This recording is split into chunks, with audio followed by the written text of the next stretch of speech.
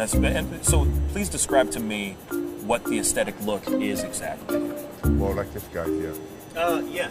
So we'll go ahead and bring Oh wow, you really have to come in here? like this guy. Is this No, is this really happening? He met the other guy behind you, bro. Like I don't know what you're talking about.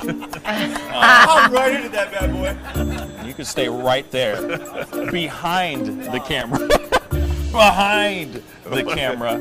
No, see now you got me jealous now. That's okay. That's not no, fair. but you're more in the category like Lou Ferrigno, Arnold, okay? My man. Yeah. Arnold Ferrigno. Huh? Okay. Aesthetic.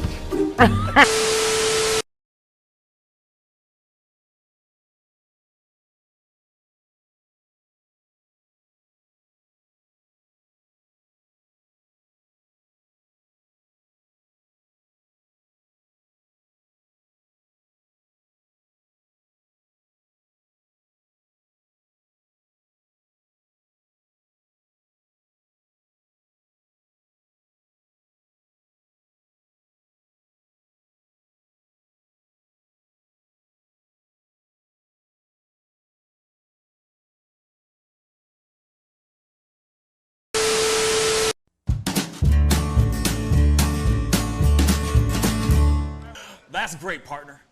You two ever go out place everything in its proper place? That does not make sense, but we usually do go. We head to Kroger's, and we work. Oh, yeah. I've got a lady waiting for me back home also. She has the most beautiful scrotum.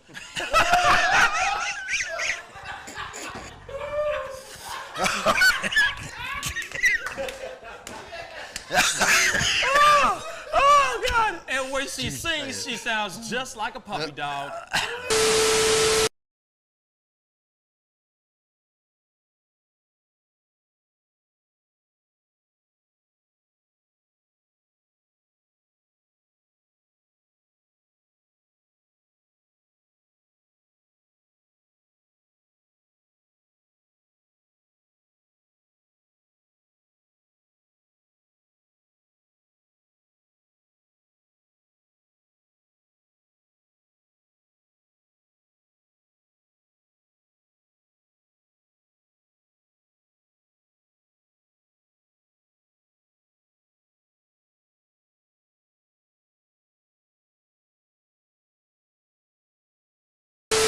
How do you nail a photo? Just gotta get in the mode. You gotta talk with your eyes. Talk with your eyes. Talk with your eyes. You Okay, gotta so have the eyes can you show me a little bit of something, like to this camera? I would love to know how to do this. I just want to know. Well, How I do you do it? mean, Teach the me smile, something. You can get the sexy eyes. Then you know you gotta get the smile going on some shoes, but you know. Wait, hold up. You got. I gotta when try it's this time, with when, you. when it's Hold time on. to laugh, I gotta try this you gotta with think you. of something funny and start laughing. Do it again. Do it again. How do you do it? Teach me. Sexy eyes. The sexy eye. Just a sexy eye right here. Smizing? Smile. So you're smizing. Smile. Okay. And then you gotta get the. No, I look like I need to take a poop or something.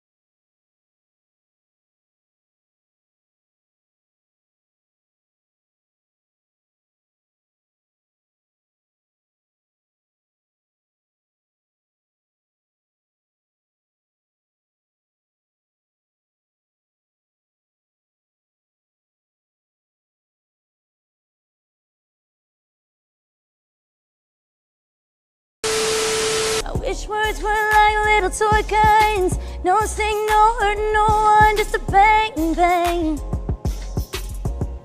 Right? Is that it? Yeah, it's something like that. Just a bang, Toy bang, guns. rolling off your tongue. Toy guns. It's no smoke, no Bang, bang. bullets. Water guns. All right.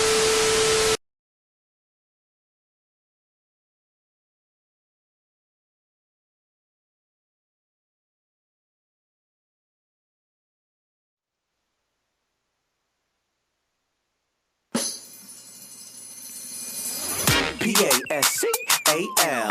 You are now rocking with that dude Pascal. We be going wild, Haitian in the building, so original. Got the haters catching feelings. Get your hands up to the ceiling and keep them held high. Cause St. Louis isn't ready. Forget about it, goodbye. Hold up, we just saying hi. Five somebody, rise up. Weekdays, catch us live. Somebody, let's go. Good morning, everybody, and welcome to the Pascal Show. Good morning. Good morning. Happy Friday. Good Friday to everybody. Good Friday. I hope you guys are all having a wonderful, productive, dope-ass Friday. It's the weekend, y'all. We just got to get through these next, 8-9 hours, depending on what your work week, your work day is. And then you get to kick back, relax, and just chill. You know what I mean? Just chill. You know what I mean? I don't know why I'm trying to sing today. But I'm feeling good. I think it's the amount of the copious amounts of coffee that is coursing through my veins right now. I think that's what it is. I'm feeling pretty good, y'all. I'm feeling pretty damn good. Go ahead. What were you gonna say? We still got a song for you if you feel like singing today. Sitting there in Discord just waiting for you. I know, you jerk. Why do you? Oh, damn it. You know, yeah. True. I've just been so busy this past week that you know, and my work week isn't even over after this show. But you know, like the weekend doesn't start until way until the evening for me. But yeah, it's been a busy time. For those of y'all who don't know, because a lot of people are like, wait, Pascal's got a job? Yeah, mother lovers, I got a job. You know what I mean? I got responsibilities and stuff. But I could do everything from home, for the most part. But I run my own video production company. There you have it. So I do have clients and people that I take care of, shoot, edit, etc. Where you know, it keeps me very occupied. I pretty much live in this room on a very 24-hour basis. You know what I'm saying? Because of the amount of work I get piled on. You know what I'm saying? So not only am I in between me breaking stories to you guys and giving you guys those little pieces of commentary every single day, I also shoot and edit other clients, like music videos and commercials and short films and so on and so forth. The dream is to just do this show and nothing else. That's what I'm striving for right now. I love shooting. I love production, but I love this more.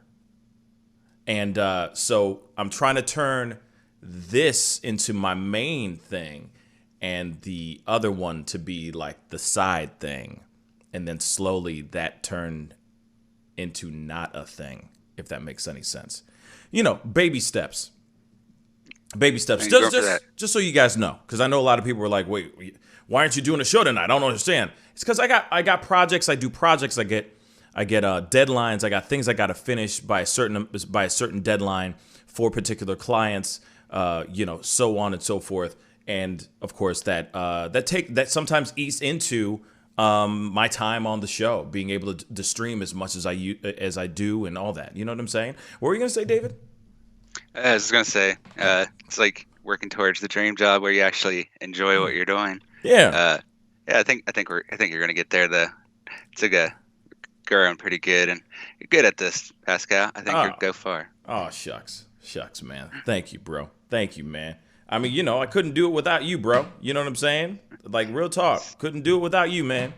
That's real talk all day long. So yeah, the goal is to take take this show to that next level. So if you haven't done it yet, please go hit that subscribe button. It's a nice little segue. Wasn't planning on it, but it's a great segue, babies.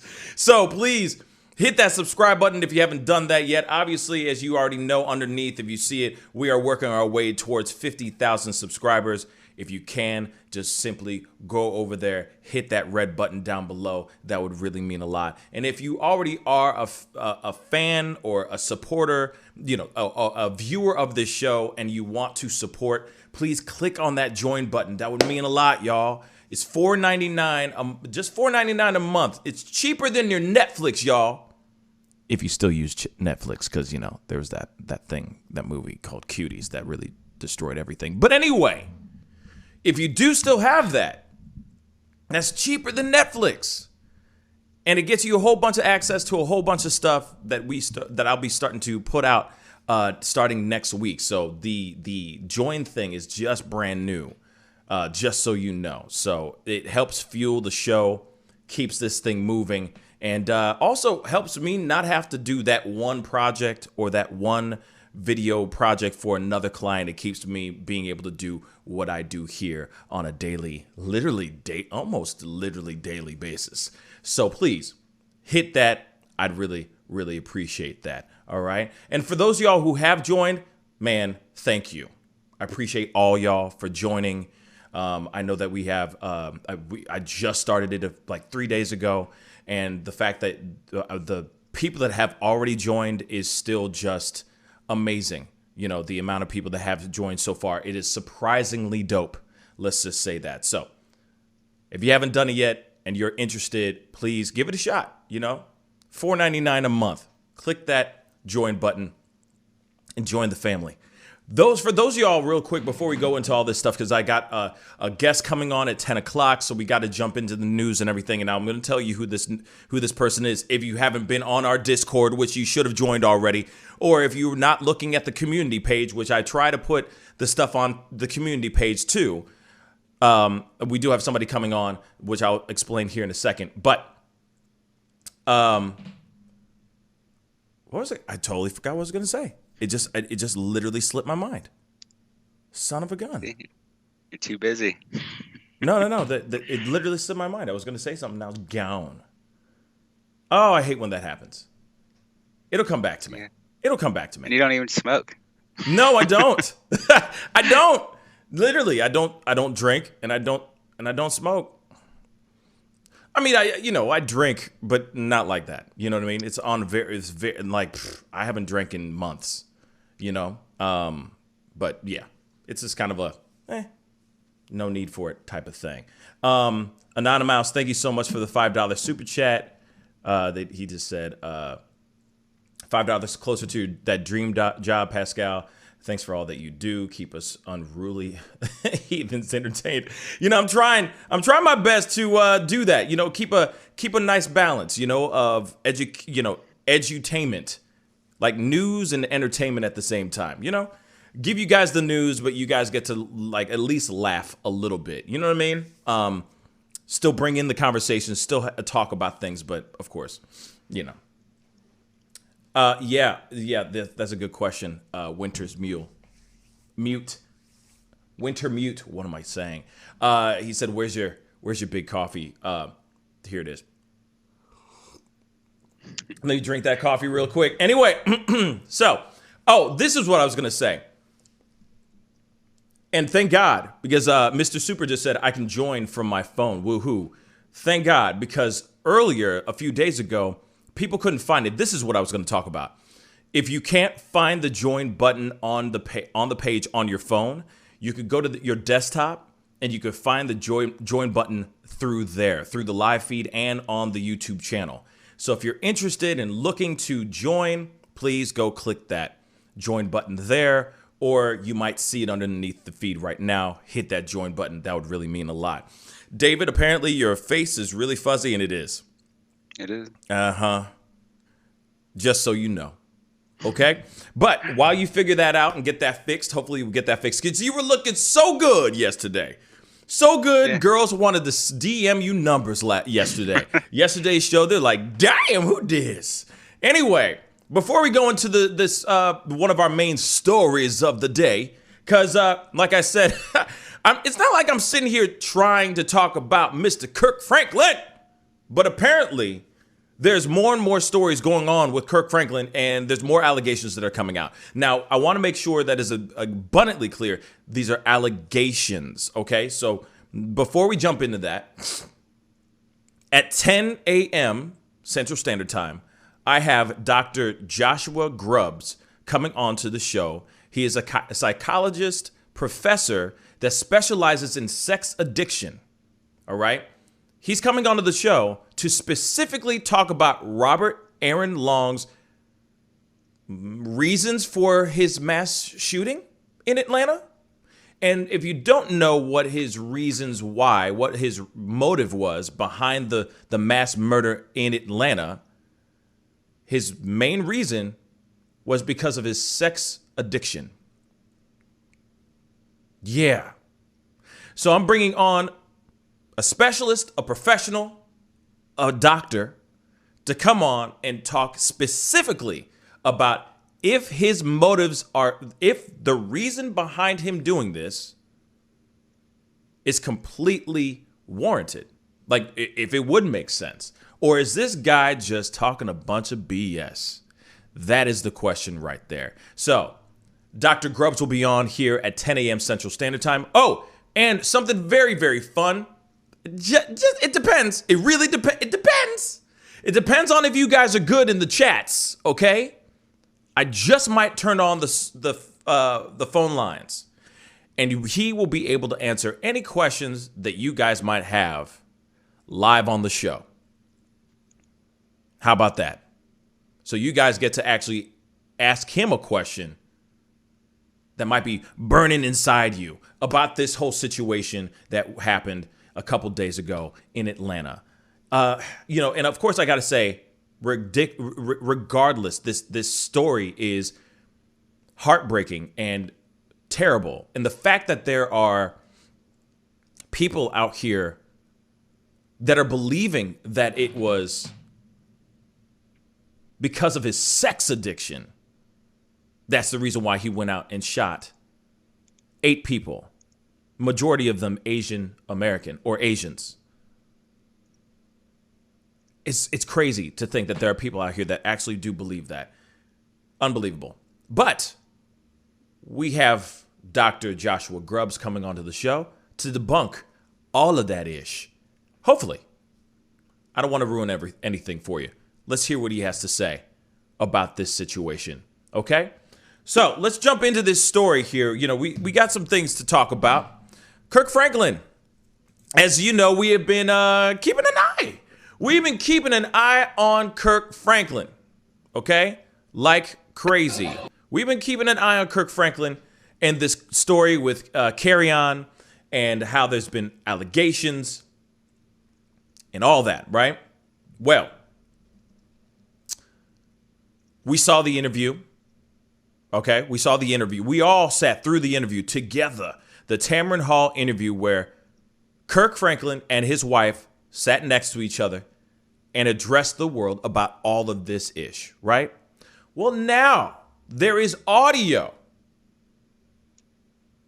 that is allegedly his son talking about Kirk Franklin molesting him.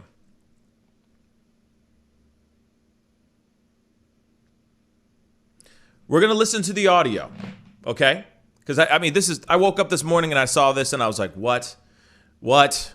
Now, before we go any further, let's take a listen to this real quick. Hold on one second. I got to make sure you can hear this too, brother. Whoops.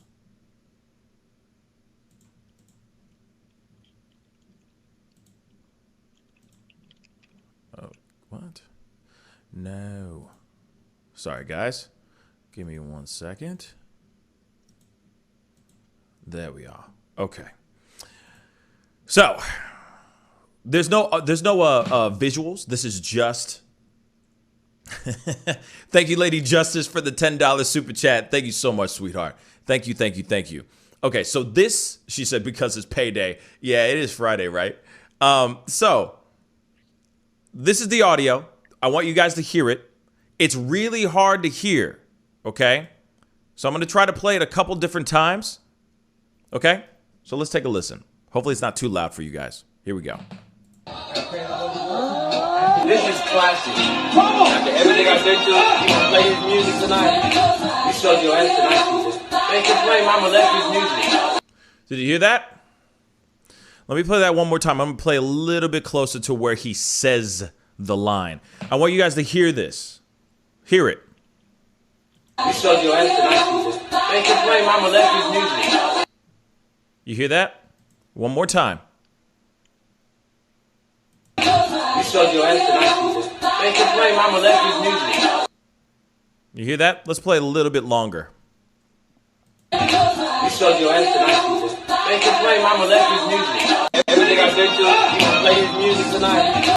After everything I've been through, you're going to play this music tonight? That's what he just said.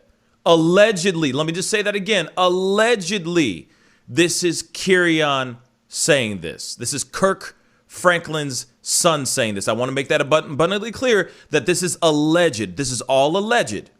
But this is what's been circulating throughout Twitter and throughout the EFA. So hear this out one more time. You showed your ass tonight, people. They can play my Molested music. After everything I've been through, you can play his music tonight. Everything I've been through, you're gonna play this music. You're gonna play this music tonight. You're gonna do this to me tonight, or something like that. You showed your ass tonight, people. They can play my Molested music. And you're gonna play my molester's music. That's what he's saying right there. Yeah. Let me just play it one last time, clean, so that you guys can hear it. I'm not gonna say anything to interrupt. Just hear this out. Here we go. This is classic. After everything I've been through, you can play his music tonight. You showed your ass tonight, people. They can play my Molested music. Now, here it is. This is all alleged, y'all. This is all alleged. This is not 110% fact, true story, no nothing. This is just alleged. Kirk Franklin got in front of it real quick. He got in front of that ish fast, right?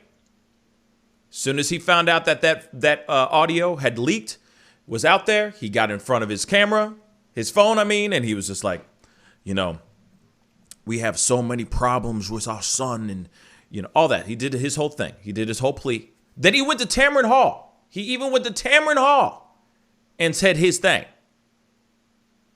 Nice 16-minute interview with Tamron Hall, which makes him look very good. It makes him look good. It's a good, like, you know, the fact that he got in front of it, he's addressing it, it shows a certain level of the certain type of maturity or level this man has, right?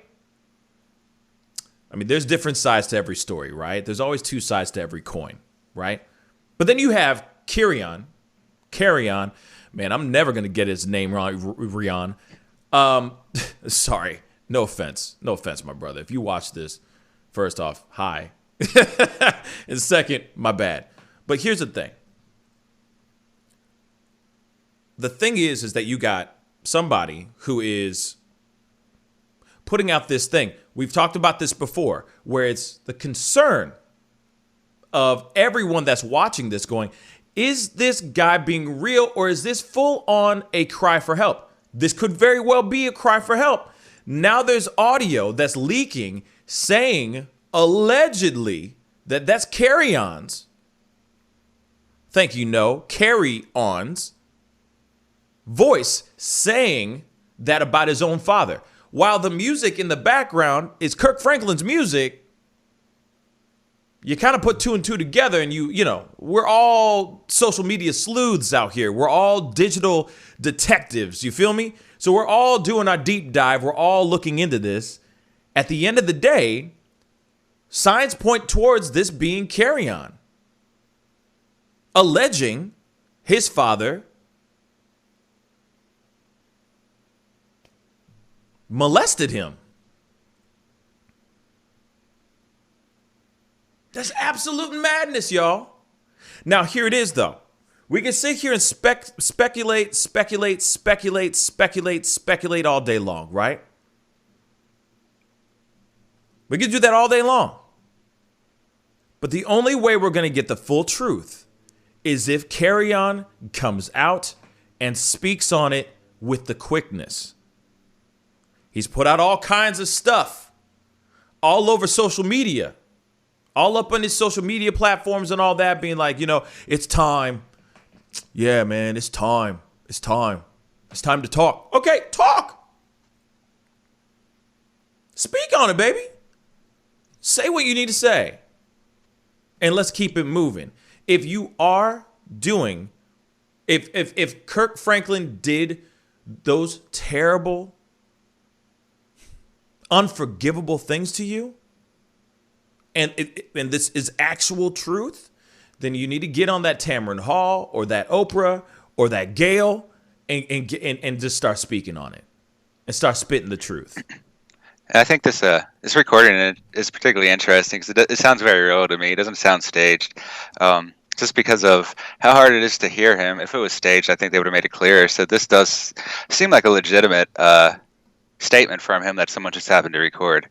It doesn't seem to me like something that was produced, like we might have discussed before when they were faking some things. This does not seem fake to me at all. I'd give credence to his case. I suppose that his father, his father molested him. We haven't seen any evidence to know it's true, but it's like I said, it seems like he's being honest in that moment to me, and I could be fooled, but I don't think he's faking it. Yeah, I mean, I don't think this is fake. Now, after hearing this, now I think this could be an actual real thing. You know what I'm saying? Because at first I was like, clout chasing dude. He's just trying to do whatever he needs to do so he can make some money, stack up on this bread, so on and so forth. But now, though, you hear this recording. Now, I'm going to say this, though. Oh, have mercy. Okay, I'm going to say this, too. That could be anybody, too. Let's be completely straight funky. It sounds legit. Just like Nobleness D just said. What's up, man? Just like Nobleness just said. Sounds legit. Just like what you just said, David. I'm sorry. Same, your opinions matter. No, they don't. But anyway, I'm totally kidding. But, you said what is true. It does sound legit, but that could be anybody, though, too. That's why Carry-On needs to get in front of this mother lover and say what he needs to say. He needs to get out there and say, all right, it's true. This is true. Now, his mother has gone on to interviews as well. His actual mother, not the stepmom, not Tammy, Kirk Franklin's wife, but his mama went on to an interview. And there's a lot of people that sit here and say that she was just basically doing kind of like damage control, that she was just trying to calm the roaring seas and everything. But there are certain things that she did say in there that may push the narrative down the road of possible molestation in the past. And she also says, like, hey, if it is actually that, then he needs to get in front of this and say this right now. Get in front of it and say what he needs to say, rather than let everybody sit here and speculate the entire time. Like what we're talking about right now. This is all speculation. Like I said, this is all alleged. We're just hearing an audio thing. It's not like we see his face saying the words whilst Kirk Franklin's music is playing in the background. You feel me? So, could very well be the truth. It could be alleged. All I could sit here and say is, I'm waiting for Carry-On to come out and say his truth and speak on these allegations, whether these are true or not. I'm kind of ready for them to wrap this up, B. You know what I mean? Like I said, orchestral music's been playing. It's kind of like, carry on. You know what I'm saying? Let's get going. Say what you need to say, address the issue, and move. Instead of just sitting here. You see how quickly Kirk Franklin was on Tamron Hall like that. I mean, within 24 hours, he was already on her show. Like point blank, with the quickness. So with that, I'm going, okay. If Kirk Franklin can get on some talk show that quickly, why can't you get on something that quick too? Everybody and their mama wants to talk to you, bruh. Everybody and their mama wants to talk to you. I'm sure you're getting offered money to talk about this right now. So say it. Get on a microphone, get in front of a camera, get interviewed, and address this ish and be all done with this. That's it. Because these allegations are getting crazier and crazier. And hey, if they are the truth, then good on you to whoever leaked that audio. Could very well be Carry On that leaked that audio, but it's not on his social medias. So where, why, who, what, when, where, and why, right? We need to hear the truths on those. But, go ahead. So how is this actually released? Who gave it to like the news or whatever? Or is this just pulled from like social media? This is literally, I found the audio on Twitter. I found it throughout Black Twitter, and Black Twitter gave me this. Now, I don't know what is, like I said, I don't know who the source is, who the original source is. I didn't, you know what I'm saying? I don't have that kind of time, nor do I have producers that can go through and just do that deep dive. But that is a very good question of like, who's the one who leaked that audio? A-Lady 747 said he didn't leak it. He didn't know he was being recorded. Absolutely. If that is actually him. You see what I'm saying? Delissa Richardson said on Facebook, "Good morning, sweetheart," said, Carry On declined Tamron's request to come on. That's very interesting too. So it makes you wonder, what's he holding out for? What's he holding out, or what's he hiding, etc. But we'll see. Like I said, there's a lot of people that can mimic a person's voice, especially when you have music blasting in the background. Anybody can sound like anything. You see what I'm saying? Like I said, I want to hear more. I want to see more. I want to hear more before I dive all the way in this ish and believe it all, if that makes any sense. I want to hear from the horse's mouth. If there was actual molestation going on, if there were unforgivable, heinous acts done to a little boy, I want to hear from the little boy. Like, I want to hear from Carry On, not the little boy, but you know what I'm saying. He's a grown man. He could speak for himself. So let's hear it from him. You see what I'm saying?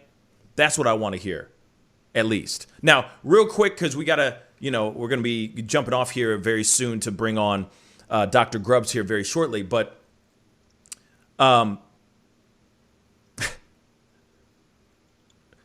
here it is.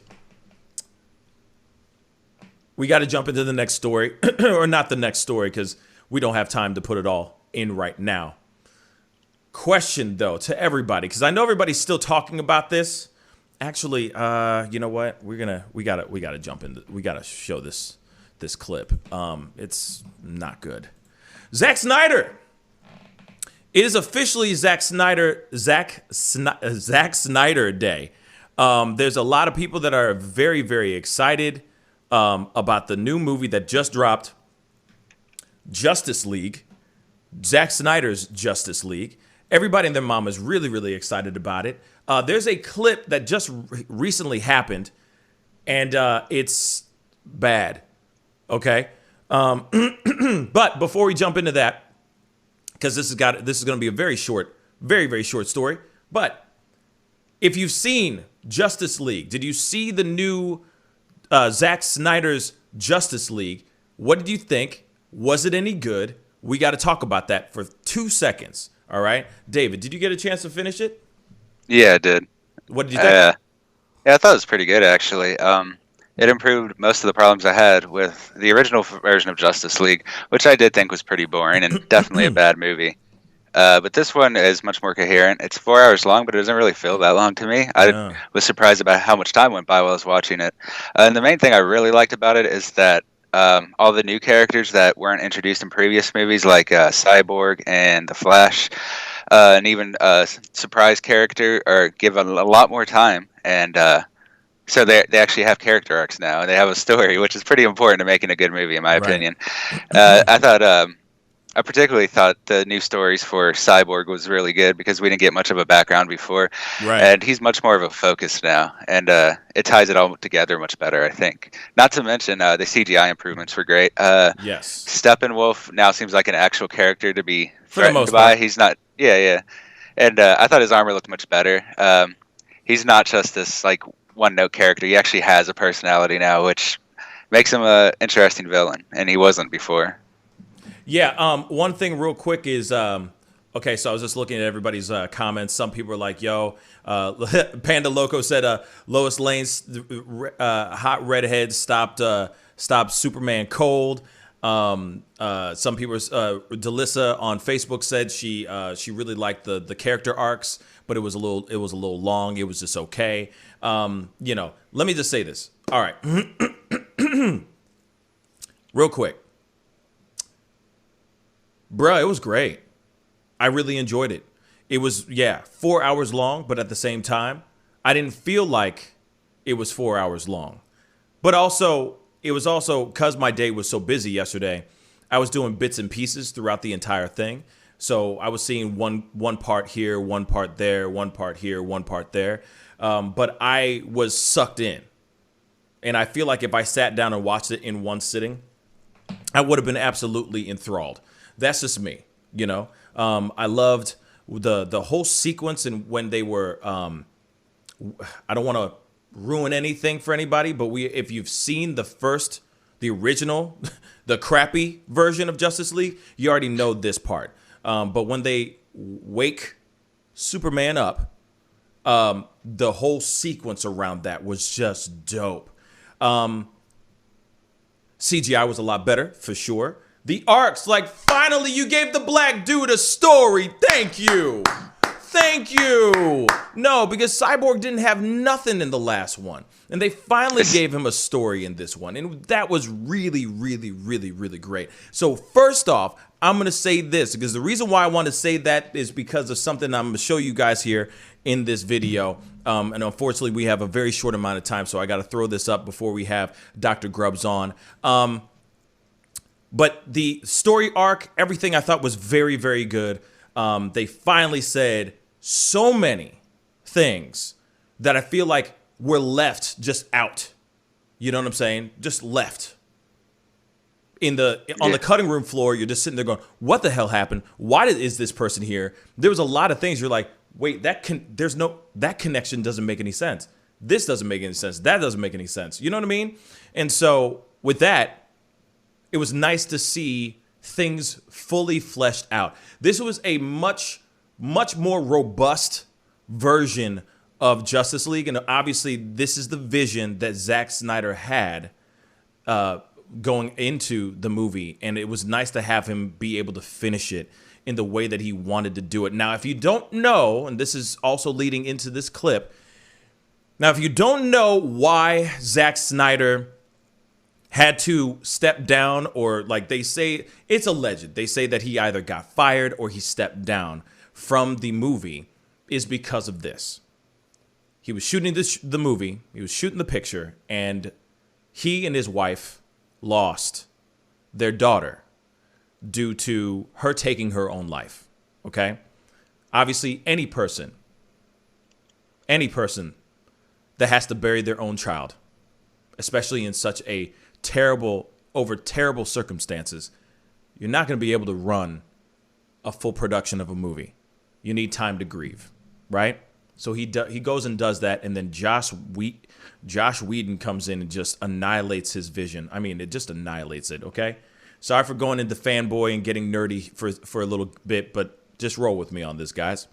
So, anyway, now we're in a situation. What's up? Because I got to jump into this. What's going on? I was just going to say, it's a lot of that footage for Cyborg, that story was originally planned. It was ultimately Whedon and the producers that decided to get rid of it. He already had a lot of that content. Now, there's a lot of, but that's true. A lot of the content was already shot. Like even the Flash stuff, everything. All that stuff was in there. And, but then, Josh Whedon came in and just threw it out. You know what I mean? So, moving on. There was a fundraiser for a organization that brings awareness and prevention to suicide.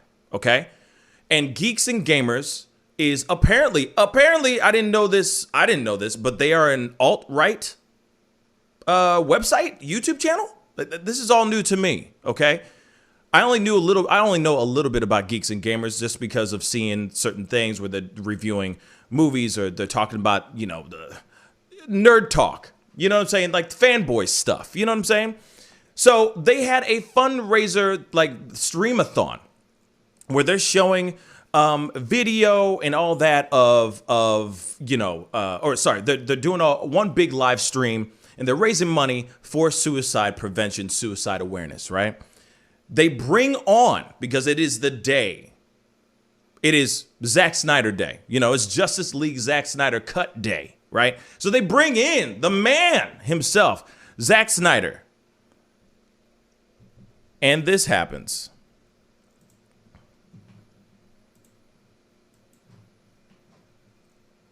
Just a quick thing before we get started. I know that on our donation page, we still have the Geeks and Gamers logo. I just want to say that I really we talked about this, and we're really not affiliated with Geeks and Gamers as far as I'm concerned, and I really just want to make that clear. And I also want to just say, in light of recent events, I think we really, if Justice League teaches us anything, it's about coming together, and there's no room for hate. And I just think that it's important. It's an important message. And of course, as the father of the Asian children, it really hits close to home for me. And I just really want to put that out there that we all, there's no room for hate. No room for hate, everybody. Now, this is at a fundraiser, stream-a-thon, where they're bringing money for an organization that brings awareness to suicide prevention, etc. He just lost his daughter to her committing suicide, her taking her own life. She was of Asian descent as well. Now, what is messed up to me, real quick, because I got to jump off here. We got to go into a commercial break and bring on Dr. Grubbs. But what doesn't make any sense to me is that instead of him going in and just saying, thank you so much, I'm so excited to be here, let's raise some money for this organization, he is quick to go, I denounce the group, I'm not with them, etc. Now, I understand the things that are going on with violence against Asians and all that's been spiking throughout the country, which we have seen as clear as day as of what happened in the last couple days ago, right? He says that, and it's like he puts those two things together in one sentence. Instead of him just going, I just want to make sure that we're not like, here's one thing. He could have easily just said, hey, we're not affiliated with Geeks and Gamers, but we are really excited about doing this thing with you guys. Let's do this. But he went on to say, oh, basically Asian lives matter. And it was almost like he was relating Geeks and Gamers to the actual violence that's going on in the streets, that because they might be alt-right, that they would support that kind of violence towards people of color. It didn't make sense to me. It just didn't make sense to me at all. And and apparently it's alleged. I don't know if it's actual proof if they are actually alt-right. They might be right-leaning, but that doesn't automatically mean that all, right-leaning groups are racist. I don't know. To me, it just didn't seem to make any sense on that piece. Just didn't work in my mind. It's like you're raising money for something that I feel like your daughter would be smiling down upon you on. So why not just go in there, say thank you, be graceful, and keep it moving? The other thing is, what Zack Snyder did with this movie, this is the reason why I wanted to talk about the movie in the very beginning, is because he killed that ish. And what he did, what he brought to the DC universe is exactly what I think the DC universe needs. But him coming in and saying that kind of thing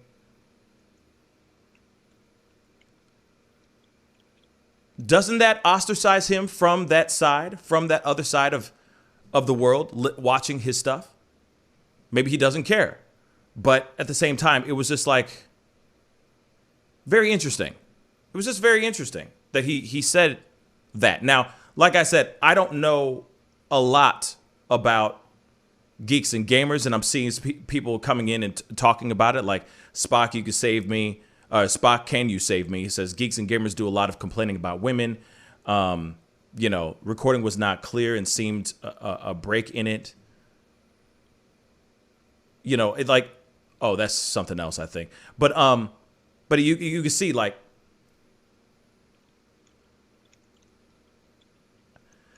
it's just weird. I don't know. I feel like, or just don't go on at all. You see what I'm saying? The other choice is don't come on the thing at all. Boom. You see what I'm saying? Like, just don't go on at all. Decline and just say thank you so much. It's been real, but I'm not interested in being here representing this, and just be done with it. End of conversation. You see what I'm saying? But anyway, unfortunately, we're going to have to continue this conversation here in a second. I got to bring on the man, Dr. Grubbs, on, because we've definitely got to talk about this recent shooting. So we will be right back. Keep those wheels turning. We are definitely talking about sex addiction, and would that lead you to commit mass murder? That is literally the question right now. So stay tuned. We'll be right back. This is the Pascal Show. Bye.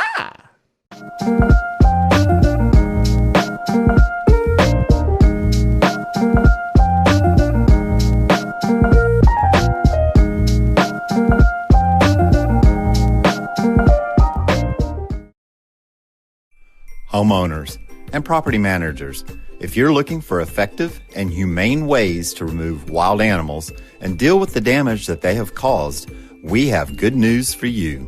Introducing Wildlife Command Center, a professional nuisance wildlife management company specializing in providing animal removal for residential, industrial, and commercial clients.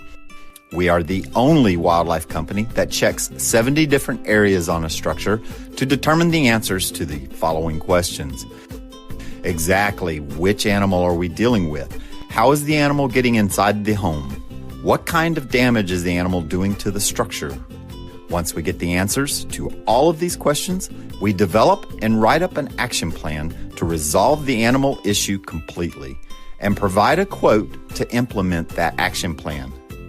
We perform a very in-depth 70-point wildlife inspection. From visually inspecting the highest point, the chimney, to physically crawling inside the attic space and looking for animals, chewed wires, fecal matter, chewed structural wood. We inspect everything. Our inspection process covers all of the following 70 points: animal-proof chimney cap, roof ridge vents, roof to soffit junctions, dormer fascia, attic gable vents, gutter lines, fascia trim, garage door, utility penetrations, water, gas, electric, and cable, bathroom vents, attic roof ridge vents, attic electrical, wiring, junctions, boxes, and lighting, concrete decks, additions, wooden crawl spaces, basement plumbing, penetrations, ceiling, floor, and wall. Wildlife Command Center's mission is to deliver the finest quality wildlife removal and pest control service that is safe for the environment. For more information, call us now.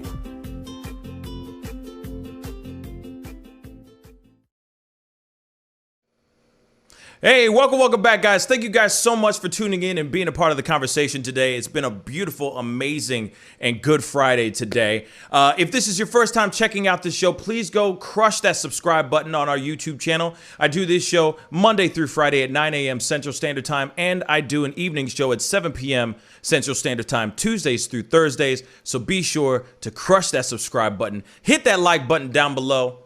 If you feel like spending a few bucks, hit that join button as well and enjoy this conversation. Anyway, we got to get into this conversation. As you already know, Robert Aaron Long is the shooter that was in that did this mass shooting, this mass murder in Atlanta. And what's very interesting to me is that he is using sexual addiction as his excuse for why he went out and did such a heinous, grisly crime. I have somebody very special on. His name is Dr. Joshua Grubbs. He is a psychology professor and researcher. He studies the addiction, personality, and sex. He is also a part of the faculty of Bowling Green State University. Please welcome my brother, Dr. Grubbs, to the show. How you doing, my brother? I'm doing very well. Thank you for having me. Yeah, man. I really do appreciate you being on today because there's a lot to talk about, man. This is such a it's such a weird story, right? Mm-hmm. You have someone like Robert Long, going out there. He kills a whole bunch of people. He gets arrested. And when they are interrogating him, he says, it's because I was sexually addicted. Is this a viable excuse? Is this a viable motive to cause mass murder? Right. So there's layers to my answer, but the long answer and the short answer are both going to conclude with no. It's just not a viable excuse. And so the longer answer is that, sex addiction's not necessarily a diagnosis that even exists. We do know some people have problems controlling their sexual behaviors, but in the research world, in the mental health world, we don't diagnose sex addiction. That's not, I can diagnose you with an alcohol disorder. I can diagnose you with, an addiction to heroin. I cannot diagnose you with sex addiction. That's just not a thing that exists necessarily. And so using a diagnosis that doesn't even exist to excuse murder doesn't even make sense. It just flatly doesn't make sense. Right. So then, okay, so if it's not something that is fully diagnosed, right? Mm-hmm. How do you, because is there such thing? Let's just start there. Let's get down to let's boil it all the way down to the root, right? Is there such thing as sexual addiction? Yeah. So, this is a very controversial topic in the mental health world and in the research world for a lot of reasons. We do know some people develop out of control sexual behaviors, and so they can't stop, and it's ruining their life. A common one we hear about now, especially over the past 10-15 years, is excessive pornography use.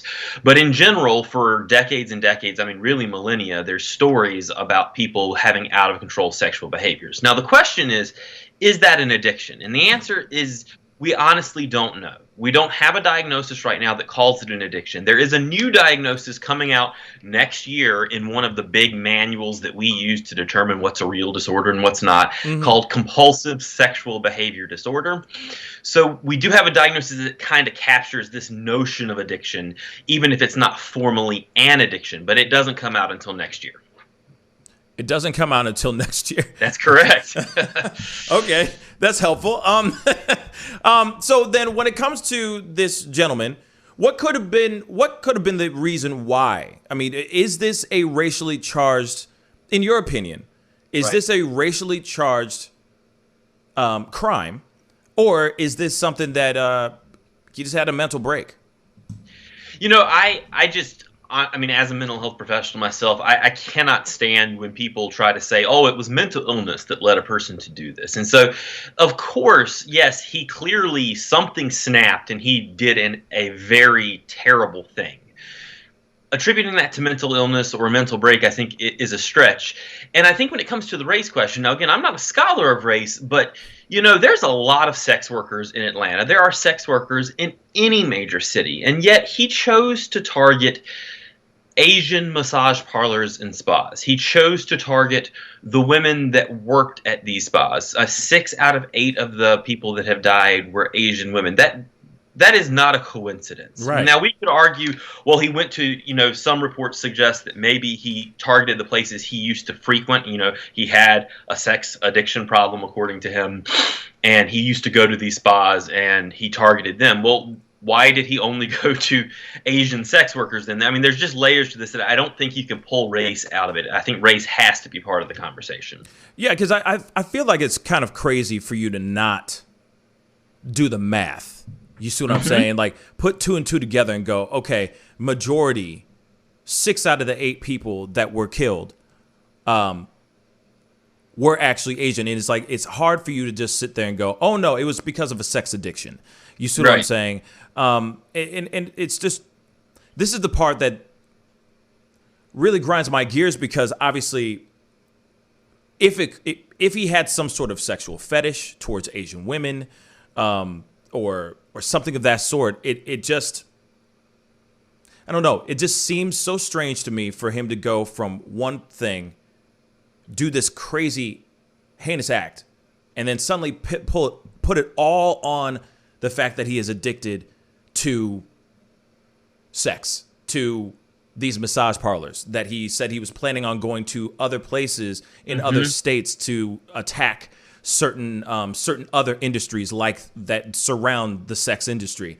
It just seems a little off. And the fact that you have the police going on to a press briefing and using this, saying this to the world as a viable excuse, is just shocking to me. Yeah, and that stood out to me as well, because again, we're talking about this, motive that he has released for his crimes, if you will. And the reality is, Robert Aaron Long has not released any statements, right? He's in custody. We haven't heard from him. He didn't leave a manifesto that we're aware of. Right. This excuse that we're hearing is coming from the police that are making that publicly available. According to the sheriff's department, he had a quote unquote bad day and a sex addiction and was trying to eliminate the temptation. And, I've worked in the sexual addiction space. I've worked in a lot of other addiction space as a researcher and a therapist. And I've seen in drug addictions, people commit crimes. They don't commit mass murder because of their addiction. And so this notion that this is at all plausible, I mean, it doesn't hold for any addiction, much less one that we don't even agree exists. Right.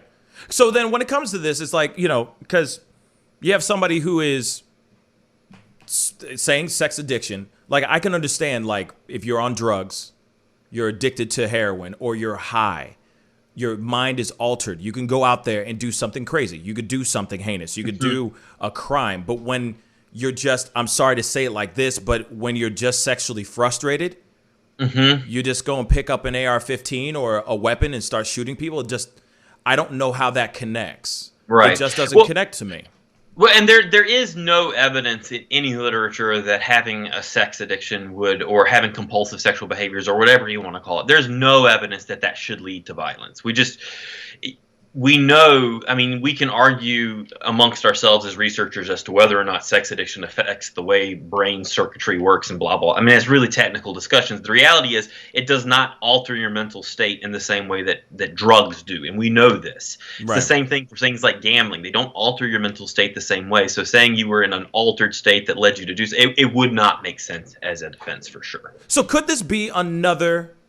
and I've said this earlier a second ago, but could there be another thing going on here that isn't sexual addiction, but he's just not saying that? You see what I'm saying? Could there be something else, or is it just him attacking, or is it just him being a racist, committing a hate crime? Right, and so, certainly there could be other things going on, and I think, in the U.S., we like to portray white shooters in particular as lone wolves that are going out and doing some freak thing because of their own issues. I mean, there are of course systemic factors here, and whether or not it's a mental piece there, which I don't think is actually the helpful way to frame it. The reality is we're dealing at a time where there's a lot of tension around well, there's just seems to be an increase in anti-Asian violence. I mean, flowing over the past year and all that's happened. And a man went out and targeted, Asian women, executed 6 of them, and according to some reports, made very racially charged statements while doing it, talking about killing Asian people. And so, I think we're going to have to wait for some details to come to light. But I think as more details come to light, it's going to be quite clear that sex addiction isn't the whole story, or really even an important part of the story. It really is more about the racial factors that motivated what he did. Yes.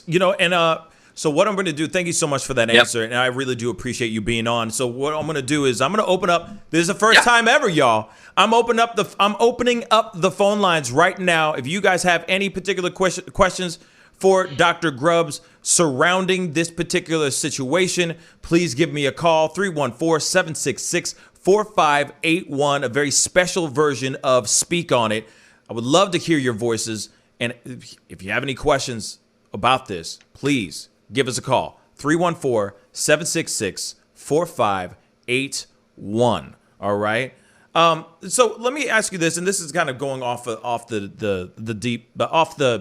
beaten path a little bit, but when it comes to addictions towards adult films, porn addiction, etc., now you say that there's something coming out next year about sex addiction.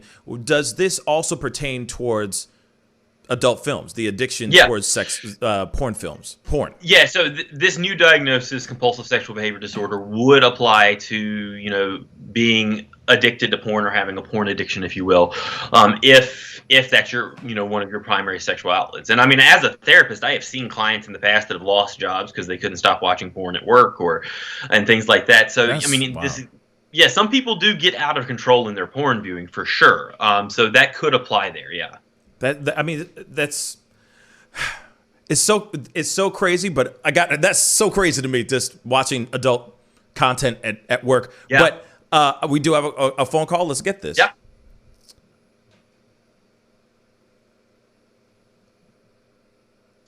Hey, you're on the mic with the Pascal Show. What's your name and where you calling from? Hi, this is Priscilla from Maryland. Priscilla from Maryland, how you doing? What's on your mind? Speak on it. Good. Thanks for asking. Well, I love your show to begin with. Very informative. Always. Thank you. I love the different perspectives that you bring on. Thank you, sweetheart. And mine is more of a comment that I wanted to make about the shooter. So obviously he fetishizes Asian women. But there's also, the fact that he shot up Asian spa, it also shows a clear disrespect or lack of respect that he has for Asian women, that they are inferior, right? Or just submissive. Asians in general. More known to be submissive and subservient. Yes. Exactly. Like, like a lot of people have brought up that they go to Asian countries to find wives that are, the dream of the 1950s wife. Right. And so my thing is, it's just there's no blurred line. It's, for me personally, my opinion, it is so clear that it just ties in.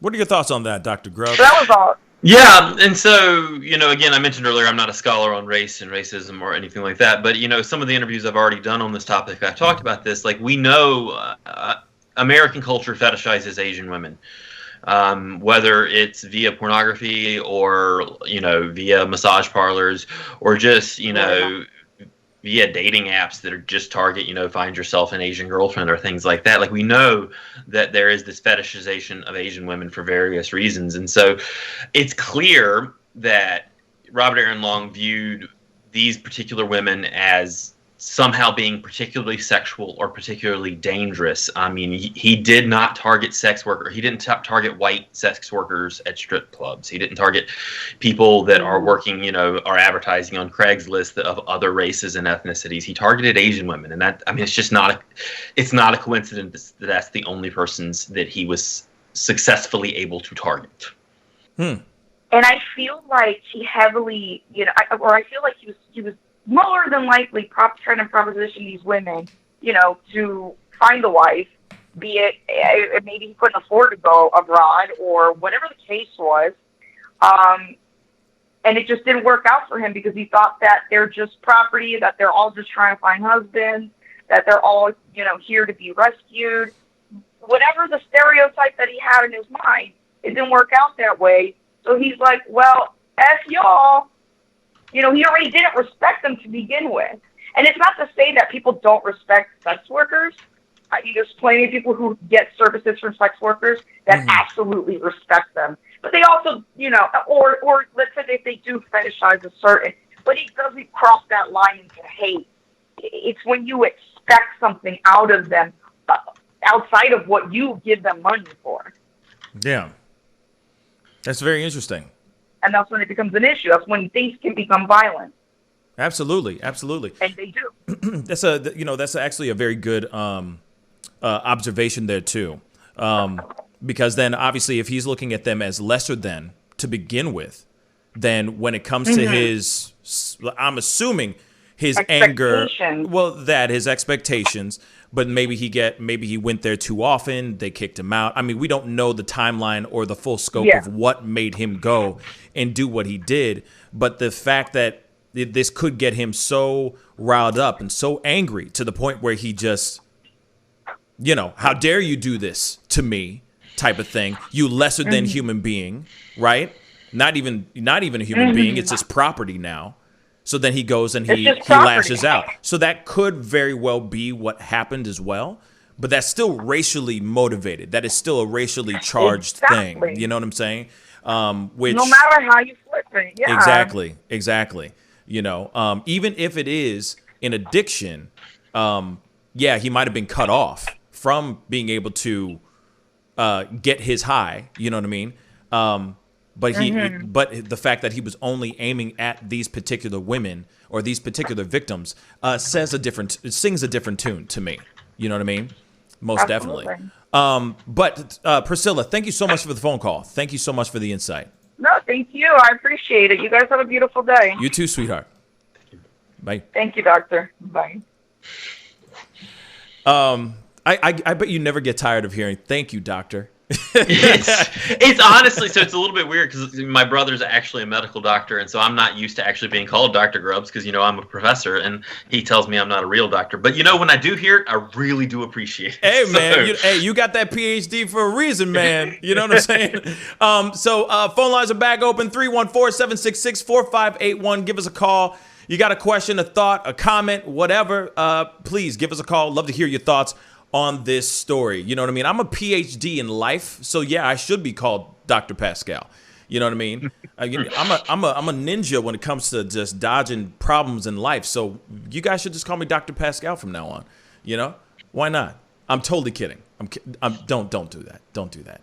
My dad was a doctor, actually, medical doctor. But anyway, give me a call, 314-766-4581. We got room for one more call. We got time for one more call.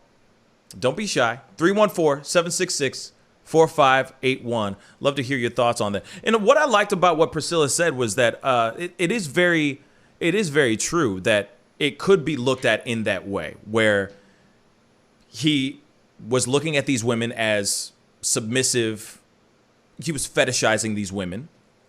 And then, of course, you know, whatever happened, maybe he got cut off, maybe he got kicked out of those particular massage parlors, because it sounds like he used to frequent those places, allegedly, of course. We don't know the full scope.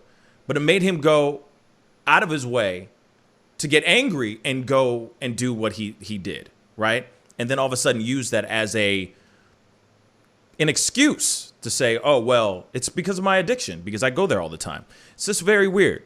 Like, imagine hearing a story about somebody shooting up a bar because their bartender cut them off. That just seems weird to me. But here we go. We got another phone call. Hey, you're on the mic with the Pascal Show. What's your name and where you calling from? Hi, Pascal. It's Hi, Siri Siri. from Germany. Hi, Siri. How you doing, Hi. sweetheart? How's Germany? Everything's fine. Good. Thank you. Good. What's on your mind? Speak on it.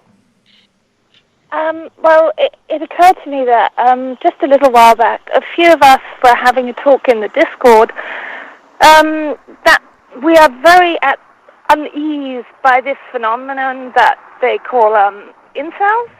And Yes. I was just wondering what the doctor's views would be on the underlying current of this cultural phenomenon and how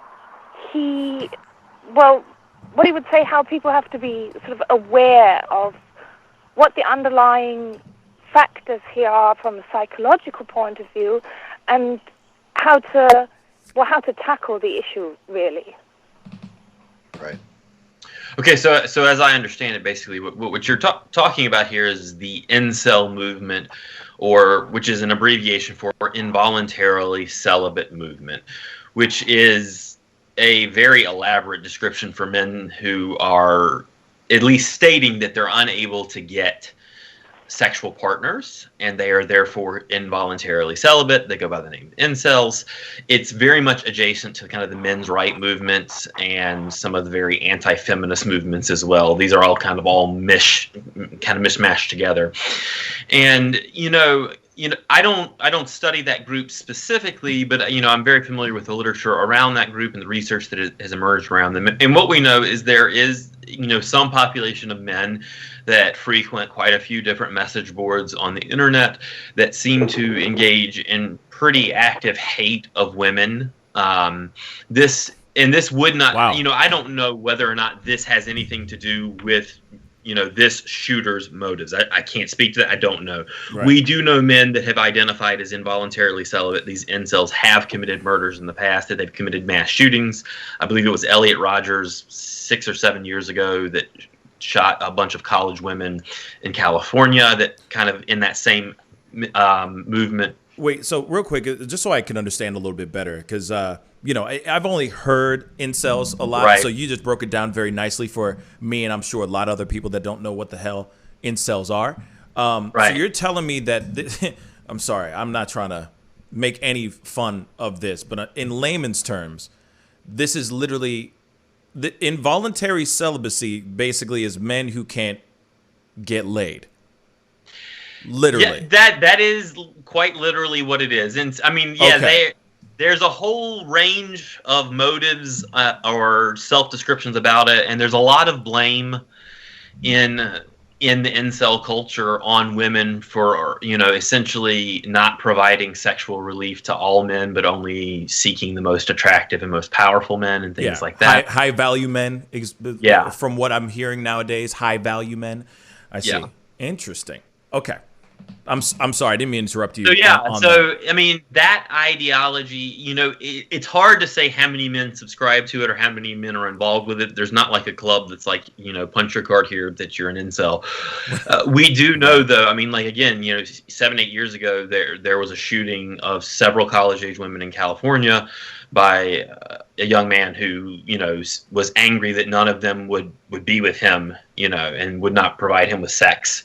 And there have been multiple other instances over the years of that. So, I mean, this notion that men get angry that they're not having sex, that they're not seen as desirable, that they're not getting laid, for lack of a better word, and then killing women because of it. Yeah, that's happened quite a few times. It's not like every man who can't get laid is doing that, but it's happened enough times that it is its own genre of killing, if you will. But that's very fascinating to me but that's not sexual addiction. That's just more anger and it's like, I guess, depression. And, I feel like there's other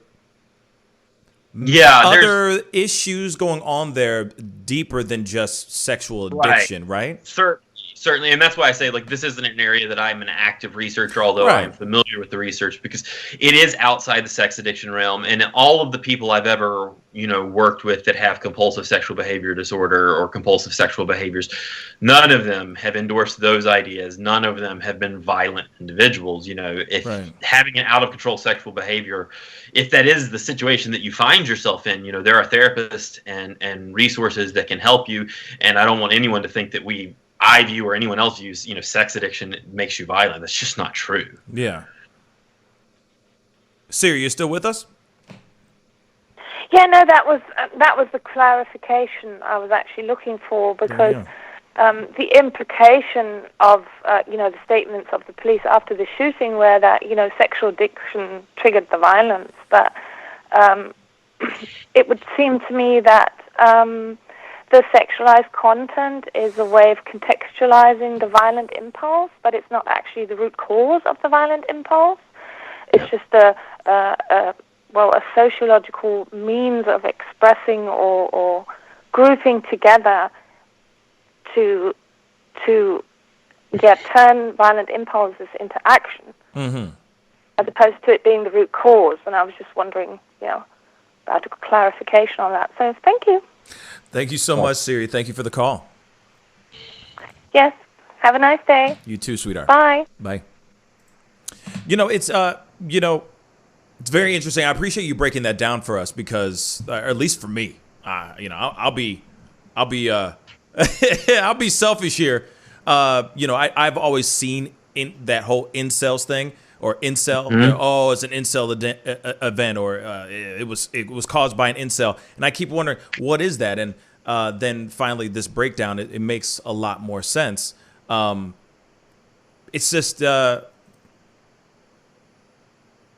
I guess, would he be in that category or not really?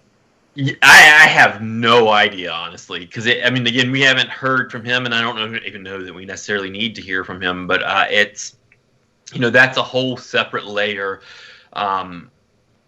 It would not surprise me if it comes out that he did identify that way. Yes, but right now there's just not any evidence one way or the other to speculate, I think. Right. Well, that's interesting. Dr. Grubbs, thank you so much for coming into the show and everything. Would love to have you back here in the near future, because there's all kinds of stuff going on. I mean, my Lord, I wish we were able to talk about this whole situation with, Armie Hammer's having some issues right now with his sexual assault allegations, the rape allegations, actually. Do you know a little bit about that at all?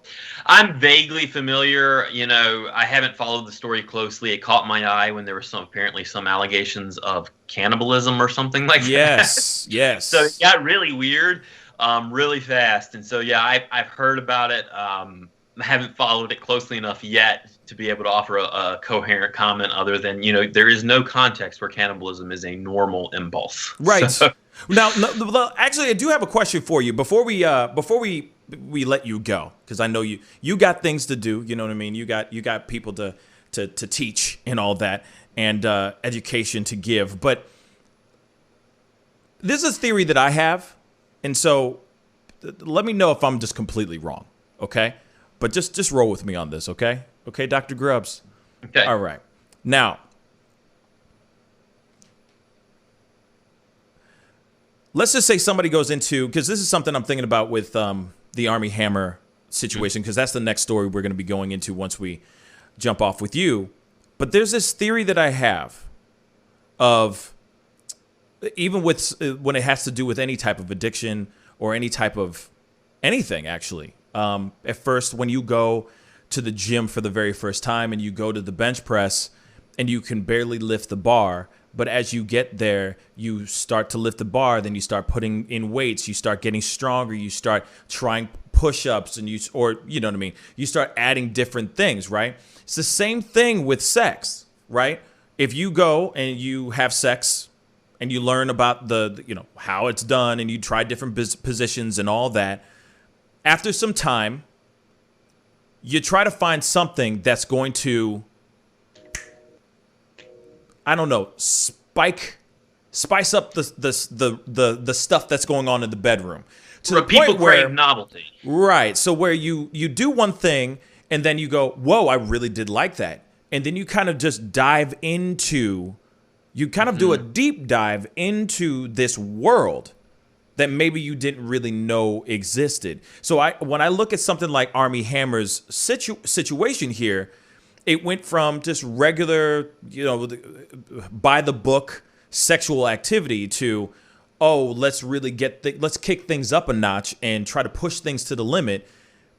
And then it just kept on being like, almost like chasing the dragon, consistently trying to chase that high. How far can this go? And how much of this high can I get? You know what I'm saying?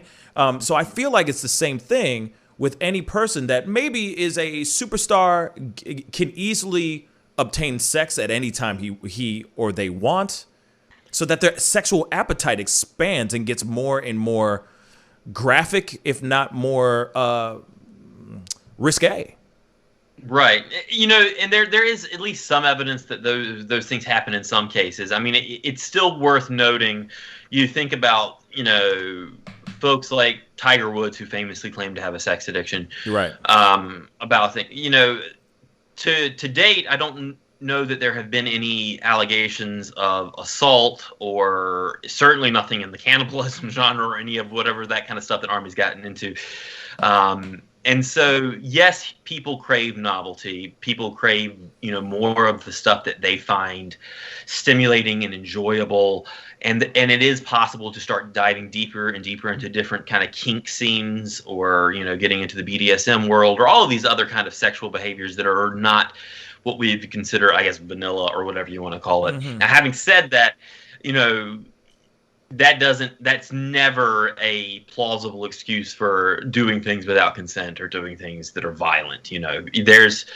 If you're into different fetishes, if you're into different kinks, especially if you're a person with means and resources, you're going to find other people that will gladly consent to explore that with you. And so doing things without consent, doing things with violence is never a plausible outcome unless you have chosen to take that kind of, it's a criminal approach to sexuality at that point. Right. So. Right, and of course, that is the thing. It's like just because you might be well versed in this type of activity sexually doesn't mean that your partner is. Right. And it's a matter of conversating and having that dialogue with your partner before you are to do said aggressive act. Let's just say it's an aggressive act. There needs to be an understanding. You know what I'm saying? And I feel like some of that can get lost in translation if there is no communication going on in the bedroom. You know what I mean? But hey, Doc, I really do appreciate you coming on. Thank you so much. Love to have you back on in the near future. How can everybody find you? Because of course I'm sure that there's people are going to have some more questions and all that. So please. Best, easiest way to find me is I am on Twitter at Joshua Grubbs PhD. So that's just at Joshua Grubbs PhD. I do have a website as well with my other ways of contacting me as well. So it's joshuagrubbsphd.com. Awesome.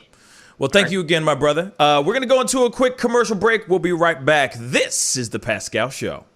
Bye.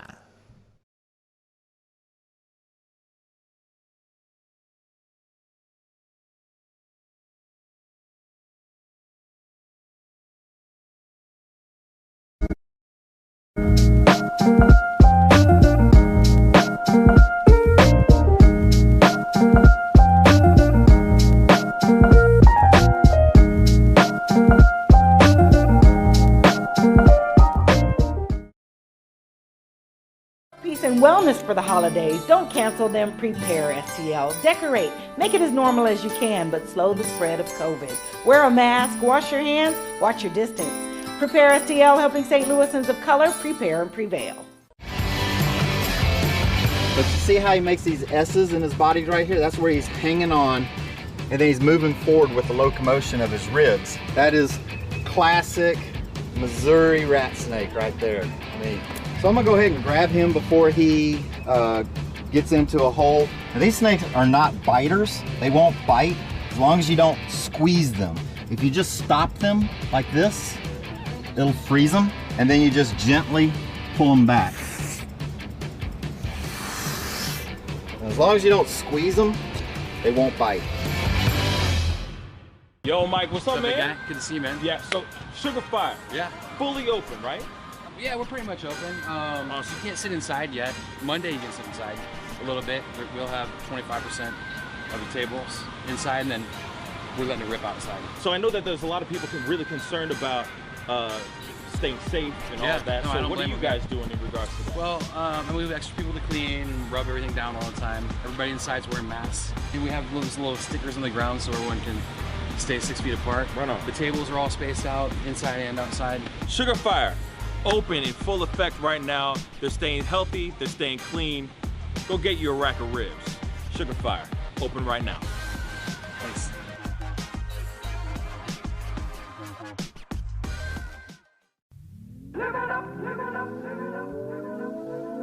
The Fur and Leather Center, providing the highest of fur and leather goods.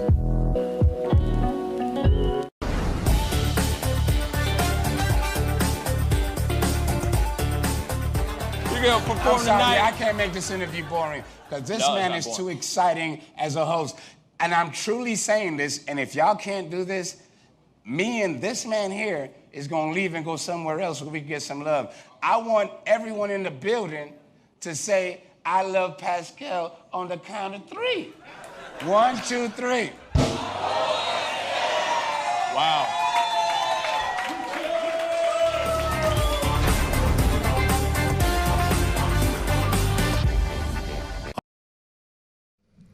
Hey, welcome back, guys. Thank you guys so much for tuning in and being a part of the conversation. Like I always say, if this is your first time checking out the show, please go crush that subscribe button. Please go crush that subscribe button. That would really, really mean a lot. Working our way towards 50,000 subscribers. We're marching our way that way. And we're doing it nicely. And of course, if you haven't done it yet, please hit that like button down below. I'd love to see this get to 100 likes. I'd really appreciate it. You know, I'm trying to bring you guys knowledge and information and entertainment and all of that good-ish. So please hit that like button down below. You know, I do this show Monday through Friday, 9 a.m. Central Standard Time. I also do a Tuesday through Thursday show at 7 p.m. Central Standard Time. So please crush that subscribe button, hit that like button, might as well hit that join button too. Might as well just hit it. You know what I mean? Just click on it. It's just simple. Just touch it.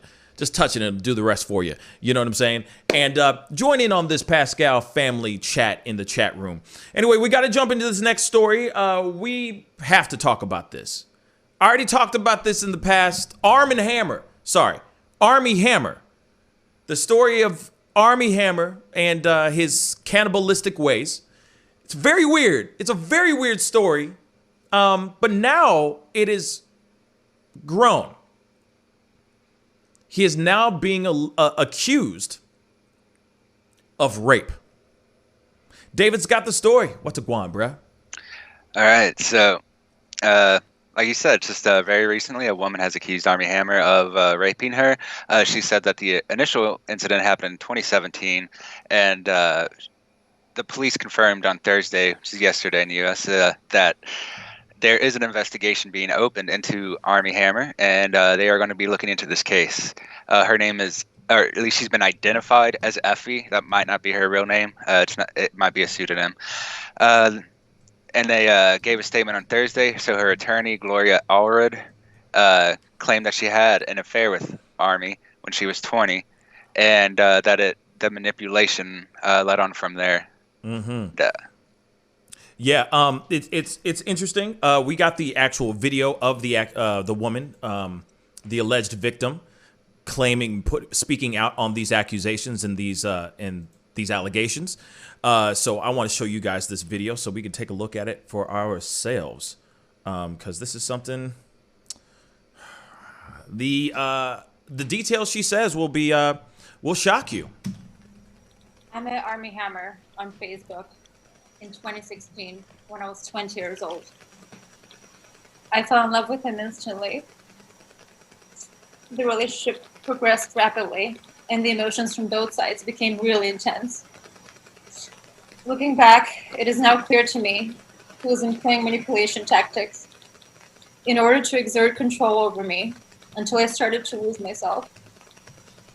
He would often test my devotion to him, slyly removing and crossing my boundaries as he became increasingly more violent.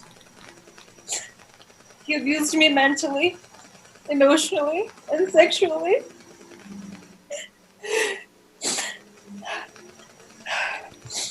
On April 24th, 2017, Armie Hammer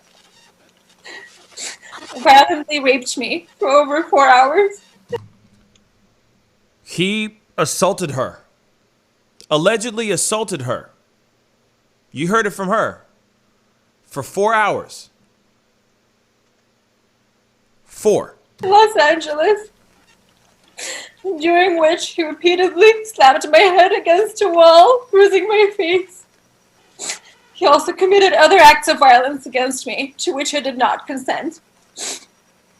For example, he beat my feet with a crop, so they would hurt with every step I took for the next week. He hit her with a club? Did I hear that correctly, David? Did she just say he hit me with a club? Hit me in the legs with a club so I couldn't walk correctly? Yes, that's what it sounded like. That's what it sounded like. I'm gonna roll that back a little bit. I'm sorry. And we're gonna talk about this because I know everybody's putting in their 2 cents, right? Everyone's starting to say, "Oh," but let's hear her out. But I want to make sure I heard that correctly. Hold on. Sorry for rolling this back, but I got to. Wall, bruising my face. He also committed other acts of violence against me, to which I did not consent. For example, he beat my feet with a crop. Beat her So feet? they would hurt with every step I took for the next week. During those 4 hours, I tried to get away, but he wouldn't let me. I thought that he was going to kill me. He then left with no concern for my well-being. I was completely in shock, and I couldn't believe this when I left did that to me. Oy, oy, oy. I tried so hard to justify his actions, even to the point of responding to him in a way that did not reflect my true feelings. Okay, so Lily Rice just said short-length horseback riding crop that's used in BDSM. Thank you. I thought she said. Okay. I thought because of her accent, she was saying club. You know what I mean? So it's like a small whip or something. Yeah, yeah, basically a small whip.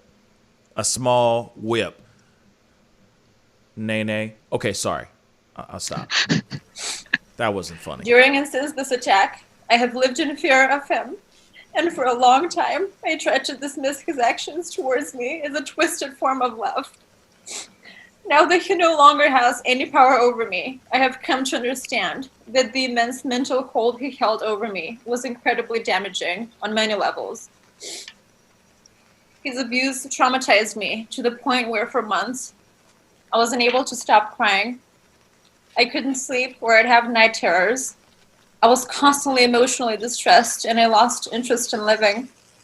I couldn't comprehend and overcome what he had done to me. Over the years since the assault, on many occasions the invasive flashbacks were so excruciating that they made me feel there was no way out but to take my own life. I just wanted the pain to stop. My hope in speaking out about the abuse endured at the hands of Armie Hammer is that he will be held accountable. I feel immense guilt for not speaking out sooner because I feel that I might have been able to save others from becoming victims. By speaking out today, I hope to prevent others from falling victim to him in the future. I want other survivors of sexual assault around the world to feel empowered and know that they are heard, believed, understood, and loved. Thank you.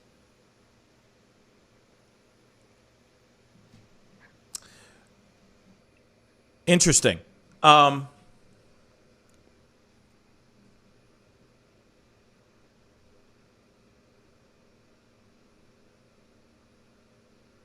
This is a hard one to absorb. Because I could see where some people might find this to be not real. Now, I don't know where this... Let me see. Does it say here? Maybe it says it in in the thing Thursday, and she spoke on it. Because as you can see, this is from somewhere. Because at the very end, you hear somebody else speak, like, "Thank you so much for telling us your story, speaking on this." Obviously, you could see that it's from something. It's being said from something. Like, she's saying this a part of something, right? So she comes out and she says these things, these allegations towards Armie Hammer, and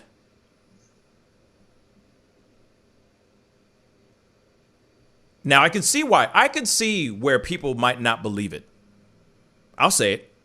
I can see where people might not believe it. They think, oh, those crocodile tears.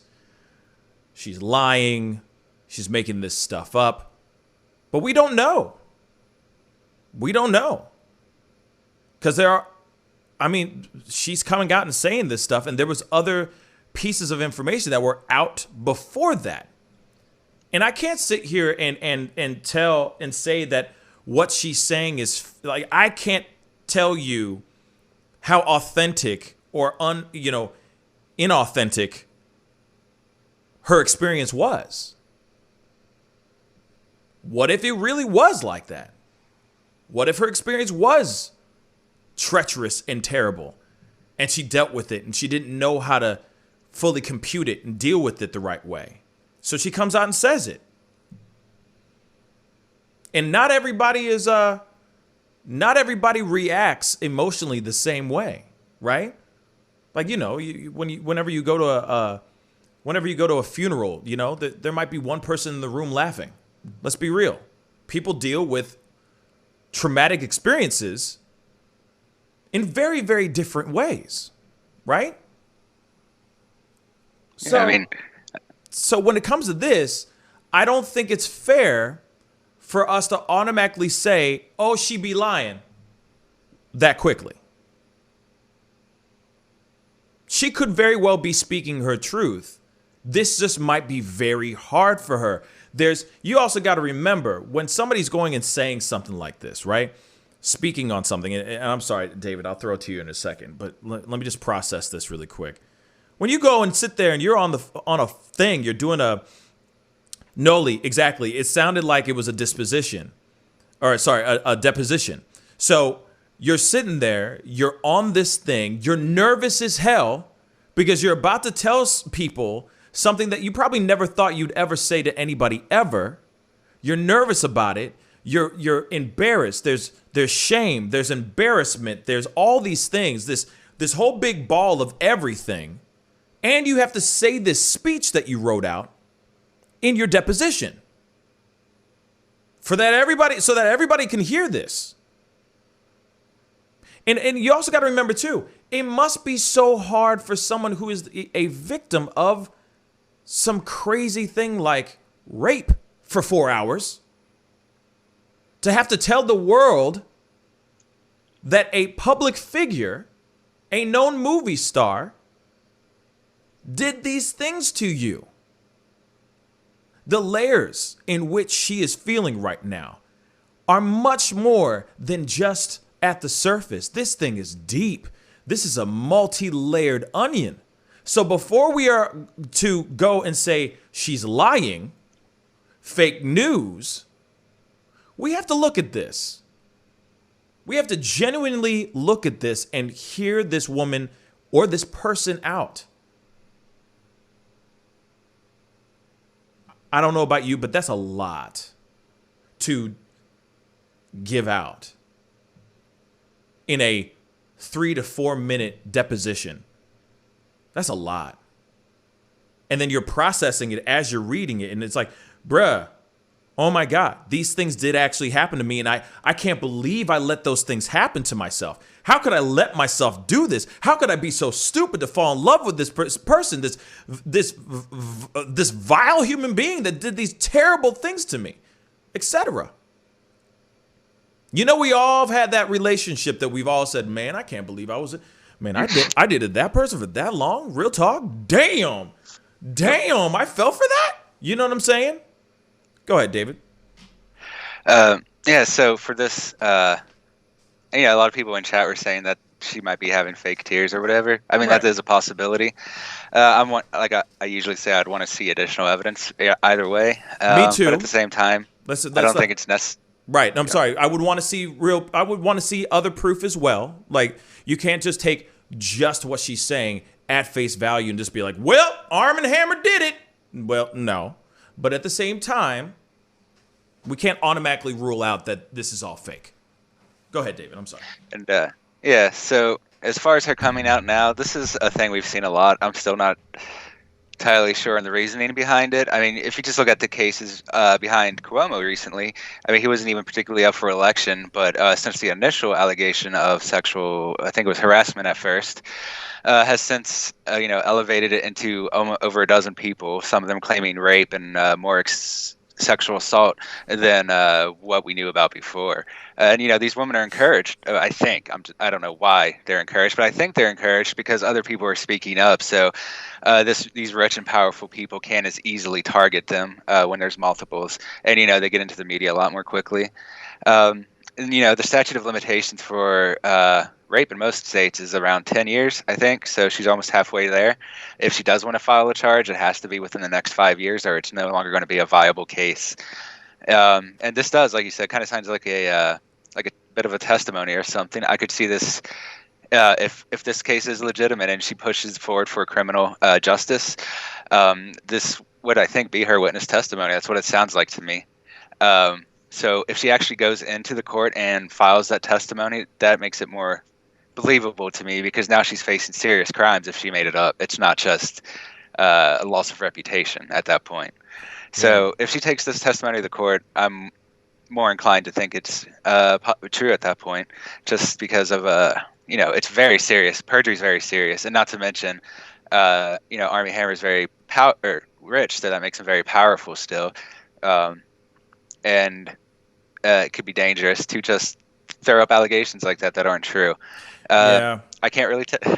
Like some other people saying her tears are fake. I can't really tell. If a woman's crying, I'm probably just going to believe her in the moment. I have to be honest with that. Facts. So that's why I believed her in the moment.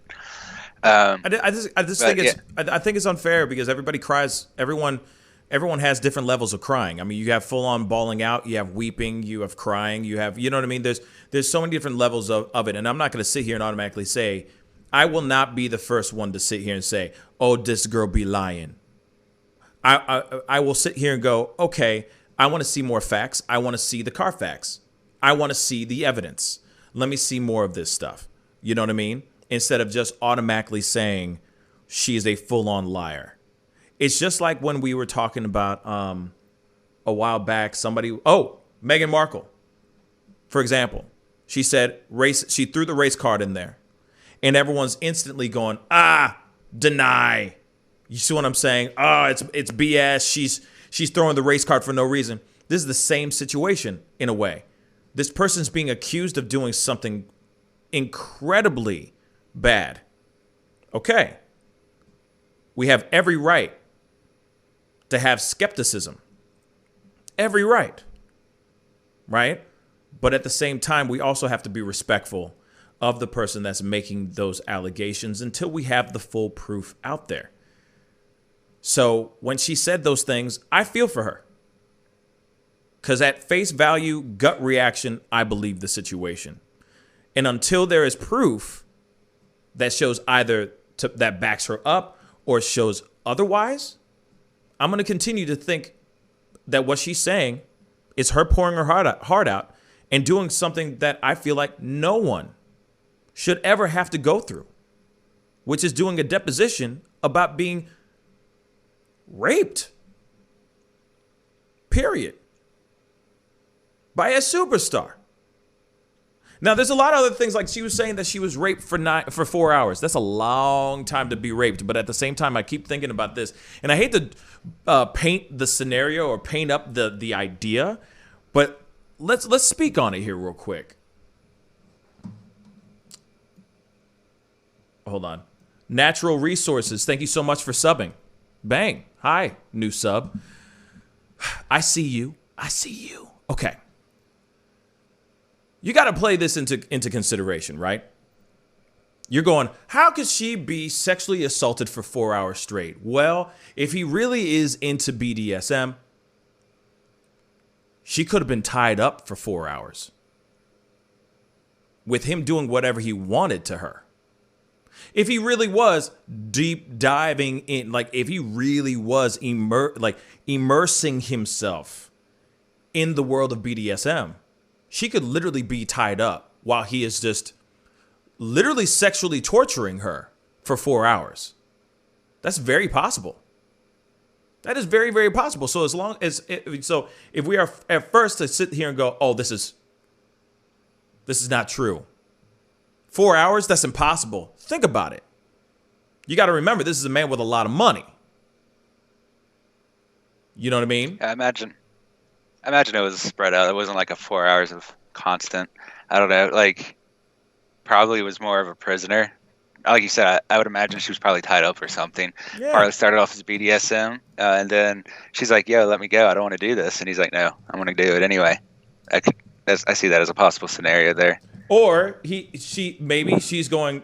There's the other thing too. I mean, this sounds so messed up, but you got somebody who's sitting there, maybe not you. This is gonna sound crazy. Like, I feel like I'm saying something from like Kevin Hart or something like that. But it's not like she was saying. There's a possibility she wasn't saying the safety word. You know what I'm saying? He could very well have been saying the safety word is such and such, right? And then she's not saying that word. She's just saying, please stop. You never know. Things could get lost in translation. She may forget to say the word. I don't know. It's very, as a lady said, 50 shades of gray. You know what I'm saying? It's very 50 shades of gray. And like I said, for anyone who's sitting here out here thinking that this is not possible, if it really is BDSM, then this sexual assault could very well have happened. For 4 hours, most definitely could easily have happened. You never know. Maybe she said the words, the safety word. He was ignoring her. He just kept doing it. God knows what. You know what I mean? He's a movie star. They could be on all kinds of drugs, kicking it, blah, blah, blah. He might be all hopped up on cocaine. And he's doing all this crazy stuff. You see what I'm saying? She's screaming the safety word. He's not listening to because he's just completely out of his mind. Just drunk in sex and drugs. You know what I'm saying? Anything's possible. So like I said, I would like to see as well proof, but I'm going to lean towards believing her in this particular story, in this particular situation. And I hope that they bring this whole thing, they bring truth to the situation. And if all lines point towards him actually doing what they say that he did, then I hope that they freaking throw the book at him. I hope that they bring him to justice. That's what I hope for. So we got to jump into the next story, guys. Don't forget to hit that like button, please, please, please. I'd really, really appreciate it. Now, this is a story that it's interesting.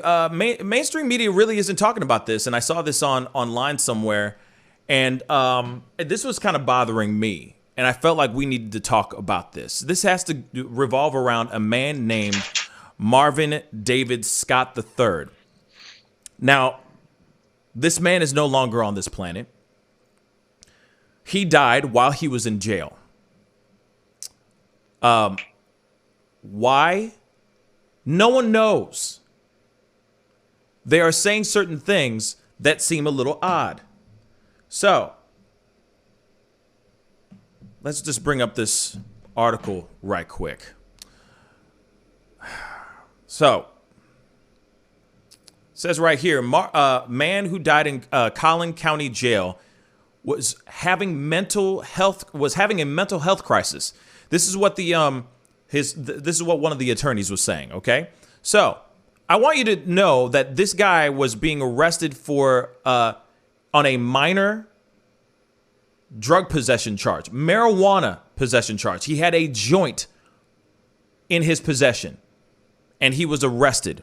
Okay, now the thing is that they're saying that Scott was taking medications.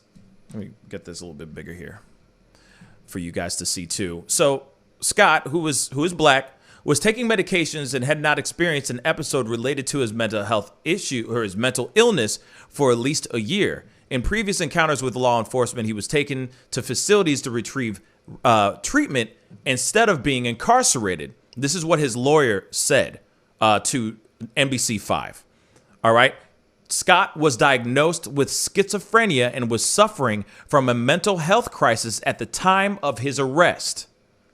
Just saying that again. He was diagnosed with schizophrenia and was suffering from a mental health crisis at the time of his arrest. Okay? There was ample time to elevate him to understand or evaluate him to understand this was someone in crisis who needed help, and they chose not to provide help. They chose to use force instead, and as a result, a valuable member of this family is gone. So, the sheriff's office has not responded to a request for comment, but previously said in a statement that it will not provide further information until Texas Rangers complete their investigation. So they brought in this man. This man was literally arrested for possession of marijuana. He had a joint on him. All right. A 26-year-old man. Okay. Was arrested for possession of marijuana. He literally had the equivalent of a joint in his possession. They arrest him. They take him into jail, where this man dies in jail. Doesn't make any sense, right? So they have not yet they have not had any details after, like, that led to his death and what has led to his arrest. All they know is that he was in possession. He had possession of marijuana, and now this man is dead. I wanted to pull this video up really quick so that you guys can see a little bit more. They'll explain it a little bit better than me. But this thing does not make any sense. In my personal opinion, this doesn't make any sense. This man was in possession of a joint, and now this man is dead. He was arrested for having a joint, went to jail, and he died within the jail. He was found dead. Makes no sense, guys. Makes no bloody sense. Let's check this out. Allen police officers arrested a man on a misdemeanor drug possession charge. Marvin Scott had less than 2 ounces of marijuana on him. But later that day, he was found dead in the Collin County Jail. The sheriff's office isn't saying much, but we've learned the Texas Rangers are investigating what happened. Jovan Penneker is live at a memorial for Scott tonight in McKinney. Jovan, this has got to be taking a toll on his family. It's been a very difficult few days for the family. We just talked to them about an hour ago. Keep in mind, this all happened on Sunday, as you had said, and the memorial just finished up. People are now walking out of this park here. We want to show you some images from a little bit earlier of this candlelight vigil. About 200 people were here at this park in McKinney. These are friends and family of Marvin Scott. They all say he was, quote, a gentle giant. Now, this all happened Sunday at the Allen outlet. Scott was in the parking lot. The attorney, Lee Merritt, says security had called Allen police about the smell of marijuana. He says officers wanted to take him in. But Merritt says there were clear signs of a mental health crisis that were not appropriately addressed. He says Allen police first took Scott to a hospital where a doctor cleared him to be jailed in Collin County. It was in that jail that he died. Merritt says he should have been taken to a treatment center. Attorney Lee Merritt says 7 officers with the Collin County Jail tried to restrain Scott in his cell. He says it was very physical and unlawful. It is still unclear how he died. You heard that, right?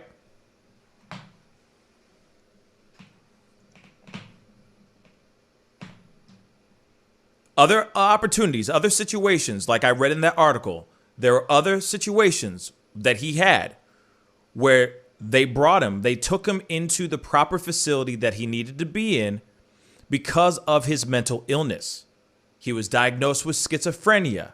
He was allegedly having a mental breakdown, a psychotic break, okay, when he was getting arrested. He got brought into the jail, and instead of them taking him to a facility, to the proper facility that he needed to go to, they took him to the jail. He was in the jail. He lashed out. 2 cops went into the jail cell trying to detain him and I guess to restrain him. And now he is dead. Now, I'm going to roll this back just a tiny bit because it doesn't make sense. I'm going to add my 2 cents here in a second. I just want us to hear this piece one last time. Scott to a hospital where a doctor cases that were not appropriately addressed. He says Allen police first took Scott to a hospital where a doctor cleared him to be jailed in Collin County. It was in that jail that he died. So, correction. I stand corrected. They took him to the hospital. Then they said, nope. He's okay. You can take him to a jail. That's what happened. They took him to the jail. Merritt says he should have been taken to a treatment center. Attorney Lee Merritt says 7 officers with the Collin County Jail tried to restrain Scott in his cell. Let me do that one more time. You hear that part? Jail tried to restrain Scott in. Merritt says he should have been taken to a treatment center. Attorney Lee Merritt says 7 officers with the Collin County Jail tried to restrain Scott in his cell. See, I got that wrong. I even misheard that too. 7! 7, not 2. I said 2. 7 cops. 7. 7 cops. He says it was very physical and unlawful. It is still unclear how he died. One more time. The doctor cleared him to be jailed in Collin County. It was in that jail that he died.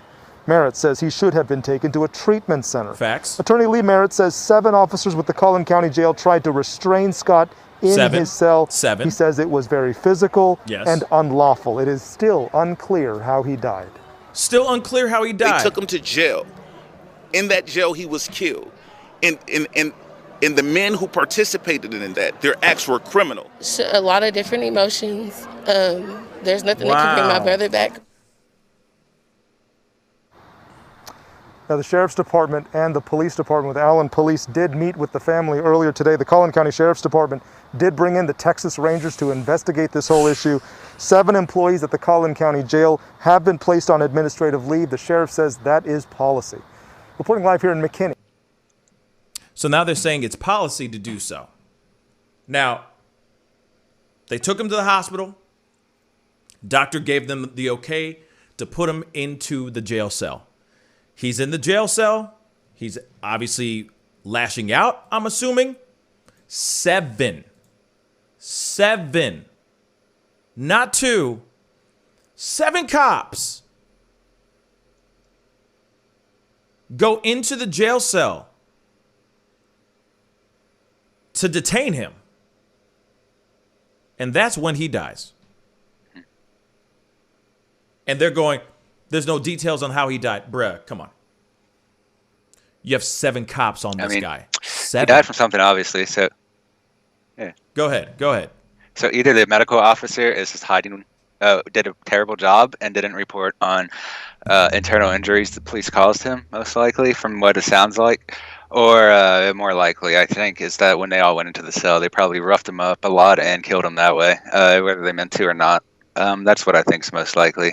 Very well could just be the medical officer was covering something up they already did to him, though, like strangled him, maybe caused some damage to his larynx or esophagus or something. Yeah. Then he died from it. But the medical officer, if it was something that he was going in with, the medical officer should have been able to detect it. And, 7 people going in there, it sounds like they're planning to rough him up. There's no reason you need 7 people to get one guy. Yeah. Especially if he's already in prison. I mean, he's not going anywhere. Right. Hey, Light Brown Sugar Sister said, I would like to know what method they used to detain him. I'd like to know that ish too, because it doesn't make any sense. 7. I want to say 7. It doesn't make any sense to have 7 cops in the jail cell to detain this man. Now, I understand that he looked like a big boy. He looked like a big guy, but you don't need 7 dudes. He's in a jail cell. Where's he going to go? Why do you need 7 police officers to detain this guy?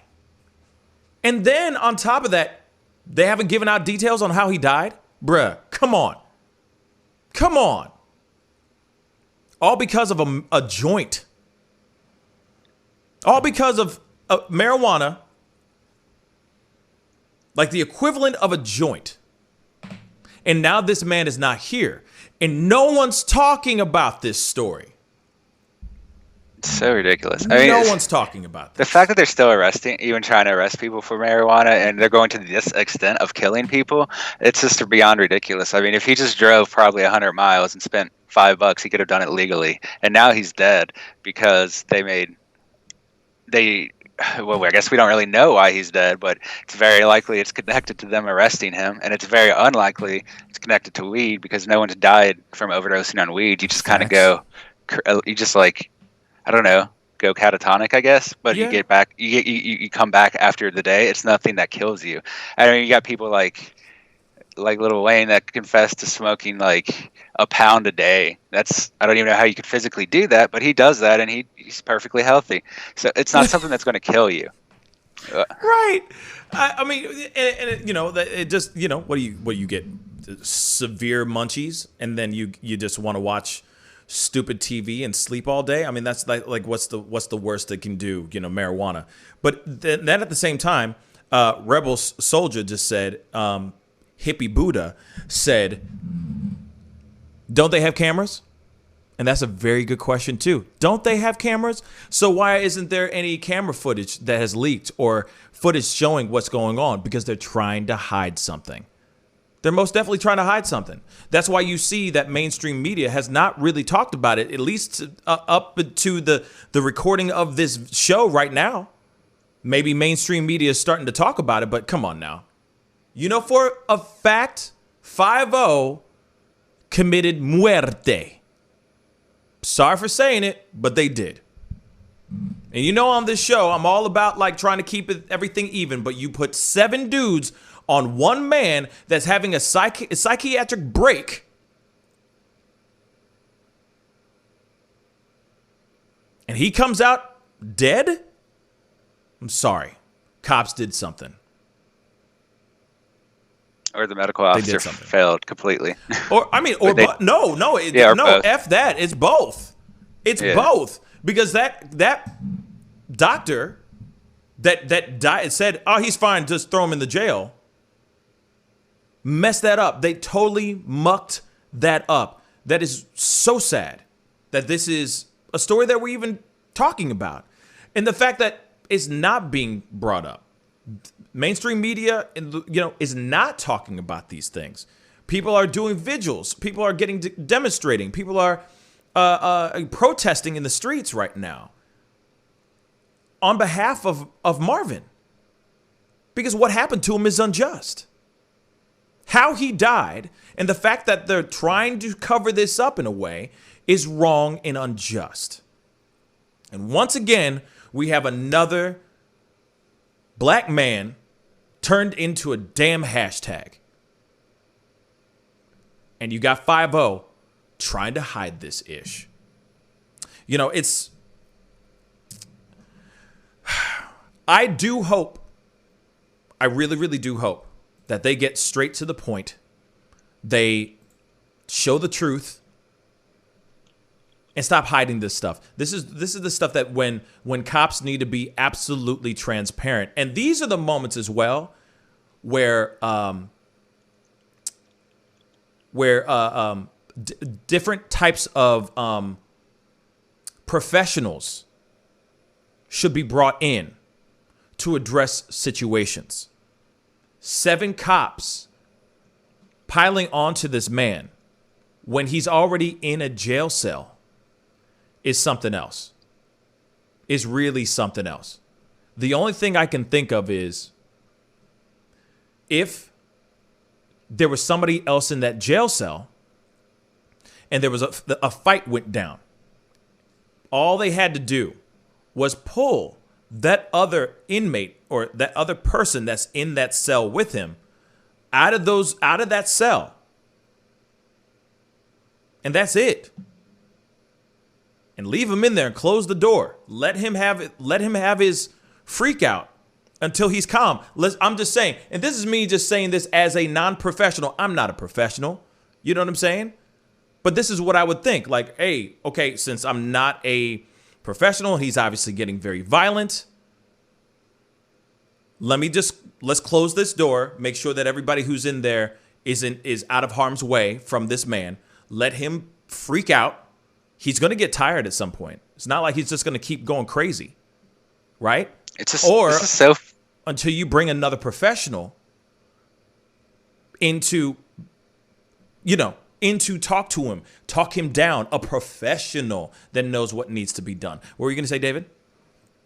It's just going to say it's just so frustrating because this did not even need to happen. If he was in a different state, he could have got a doctor's note. And he would have been able to buy it legally and free and treat himself with it at the doctor's advice. And the fact that he died for this, I mean, is single J. That's like $6. He died for $6. I mean, he died because of the police being negligent, but over $6 worth of material. That is so stupid. They intentionally took this to a level it didn't need to go to. In situations that I've been when I was younger, the cop would take a single J and just let you go. It's not a thing to put someone in jail and then beat them up with 7 people over. This is why I think Biden needs to look at legalizing this, legalizing weed nationally, because people are going to keep getting killed for things that are perfectly legal, maybe just one state away. And doctors are advising people to take marijuana in a lot of those states because it helps you. It's healthy for you in certain cases. And that could have been one of the cases where this guy needed that, and that's why he reached out to it. And I totally feel him, because I did that in places where it's illegal too, because it does help me. And the fact that he died over it is just so ridiculous. I mean, over a joint. Yeah, literally over a joint. It's ridiculous. And like I said, there most definitely needs to be some questions answered with the quickness revolving around this story, because it doesn't make any sense why he's not with us anymore at all. And like I said, seven cops doesn't make any sense. I understand that, yes, we are only getting what we've gotten. We don't know the full scope of the story. And so we can't automatically sit here and say, throw hard judgment on one side.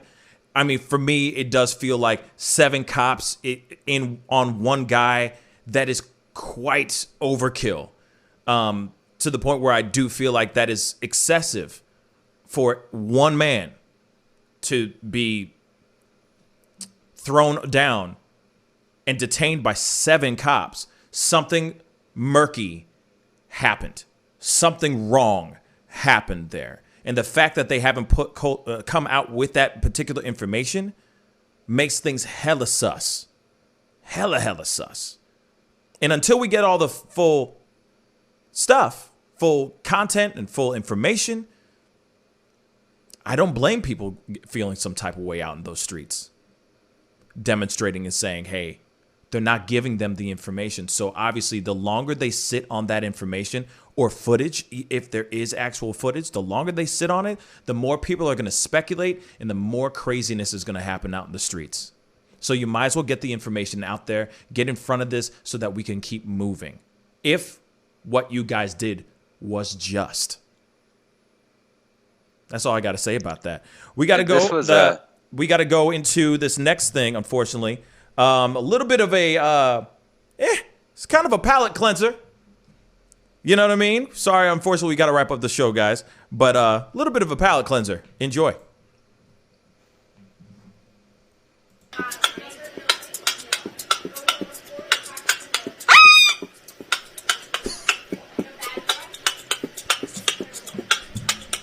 Hey. Hey.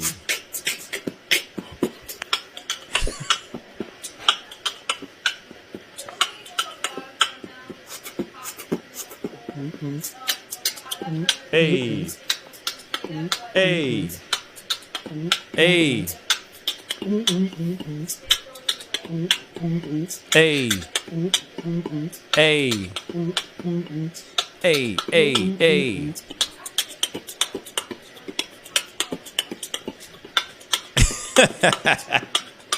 Oh my God. Hey. Hey. Hey. By the way, for a white bird, he got rhythm. Who would have thought? Who would have thought the white bird would have rhythm? You know what I'm saying? That was dope. Anyway, a little bit of a left turn, but a little bit of a palate cleanser. You know what I'm saying? You know, I just wanted to say real quick, unfortunately, that is the show. We got to wrap it up, unfortunately. I really appreciate everybody for being on. David, thank you so much for being on, my brother. Thank you, thank you, thank you. Yeah, man. Kiki, good show today. Kiki, I found that on Reddit. You know what I'm saying? Reddit is where I found it, and I was like, this is, I gotta put it up. I gotta put it up. It's cute as hell. Wait. There is one more thing. One more thing I wanted to pull up that I thought was hilarious. Hilarious. And like I said, Friday, it's like, we got to throw in some light, funny stuff so we're not like losing our minds every single damn day. You know what I'm saying? Because these days, pimping ain't easy sometimes. You know what I'm saying? But there's this video that I saw that I thought was absolutely hilarious, and we have got to check it out. Hold on one second, guys.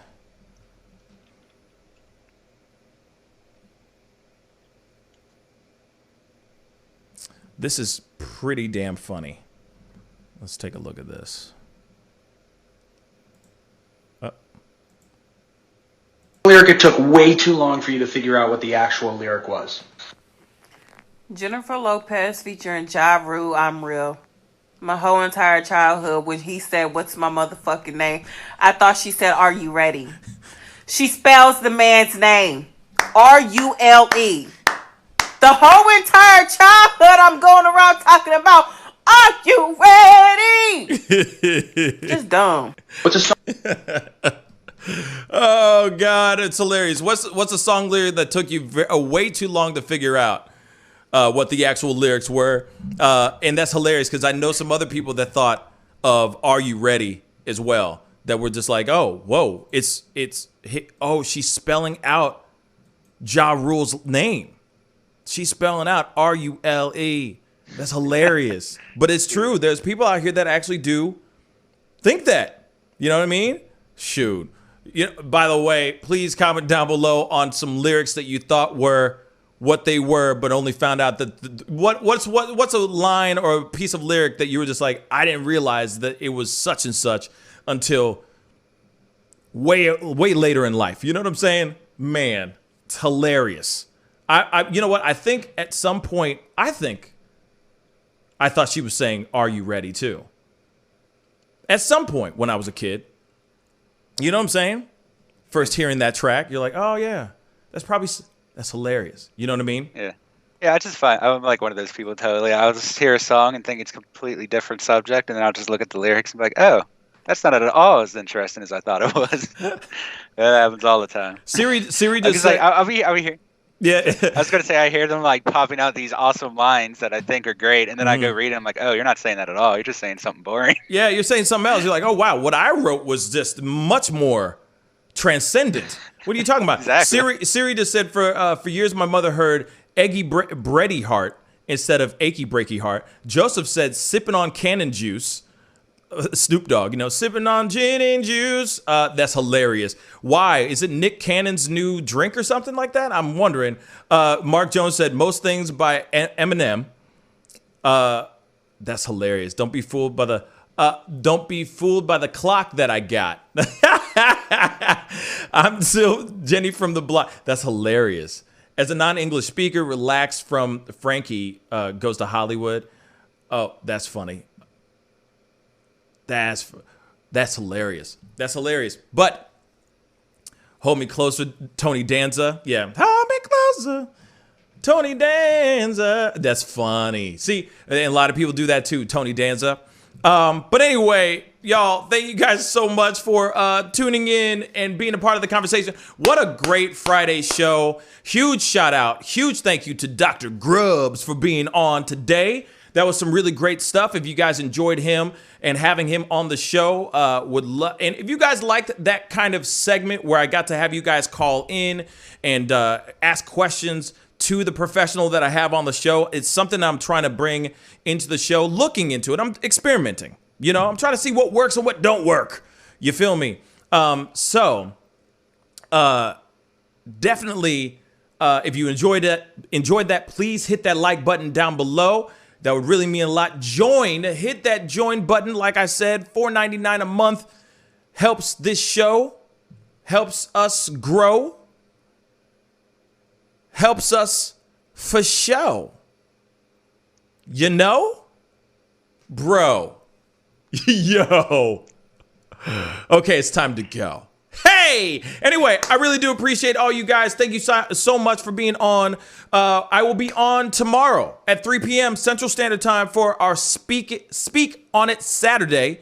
So be sure to be on. If you haven't done it yet, please go ask some questions in the Ask Pascal segment of our chat room in our Discord. Please, I'll be answering questions from that tomorrow afternoon. So please go and do that. Go and have a safe and wonderful and thriving and fantastic Friday today, guys. David, thank you so much for being on again, of course. Yeah, man. Look forward to next week, seeing all these guys again. Yeah, man. So all you guys, stay positive, stay wonderful out there. Don't do anything too crazy. Don't do anything I wouldn't do, which isn't much. But at the same time, be safe out there, guys, okay? I'll see you guys tomorrow afternoon, 3 p.m. Central Standard Time. Be good to yourselves. Be good to one another. Have a fantastic weekend, guys. This is The Pascal Show. Bye.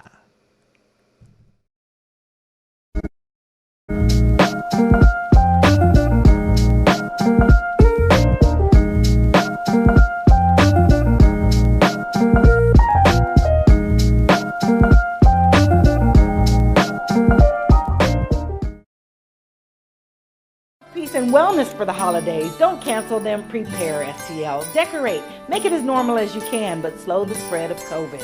Wear a mask. Wash your hands. Watch your distance. Prepare, STL, helping St. Louisans of color prepare and prevail. But you see how he makes these S's in his body right here? That's where he's hanging on, and then he's moving forward with the locomotion of his ribs. That is classic Missouri rat snake right there. So I'm gonna go ahead and grab him before he gets into a hole. Now, these snakes are not biters. They won't bite as long as you don't squeeze them. If you just stop them like this, it'll freeze them, and then you just gently pull them back. And as long as you don't squeeze them, they won't bite. Yo, Mike, what's up, man? Guy? Good to see you, man. Yeah, so Sugar Fire. Yeah. Fully open, right? Yeah, we're pretty much open. So you can't sit inside yet. Monday you can sit inside a little bit. We'll have 25% of the tables inside, and then we're letting it rip outside. So I know that there's a lot of people really concerned about staying safe and all of that. No, so what are you guys doing in regards to that? Well, we have extra people to clean and rub everything down all the time. Everybody inside's wearing masks. And we have little stickers on the ground so everyone can stay 6 feet apart. Right on. The tables are all spaced out, inside and outside. Sugar Fire. Open in full effect right now. They're staying healthy, they're staying clean. Go get you a rack of ribs. Sugar Fire, open right now. Thanks.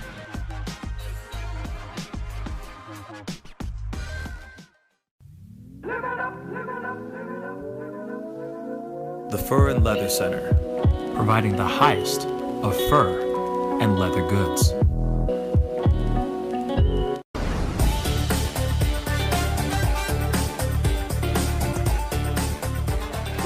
I'm sorry, I can't make this interview boring because this man is too exciting as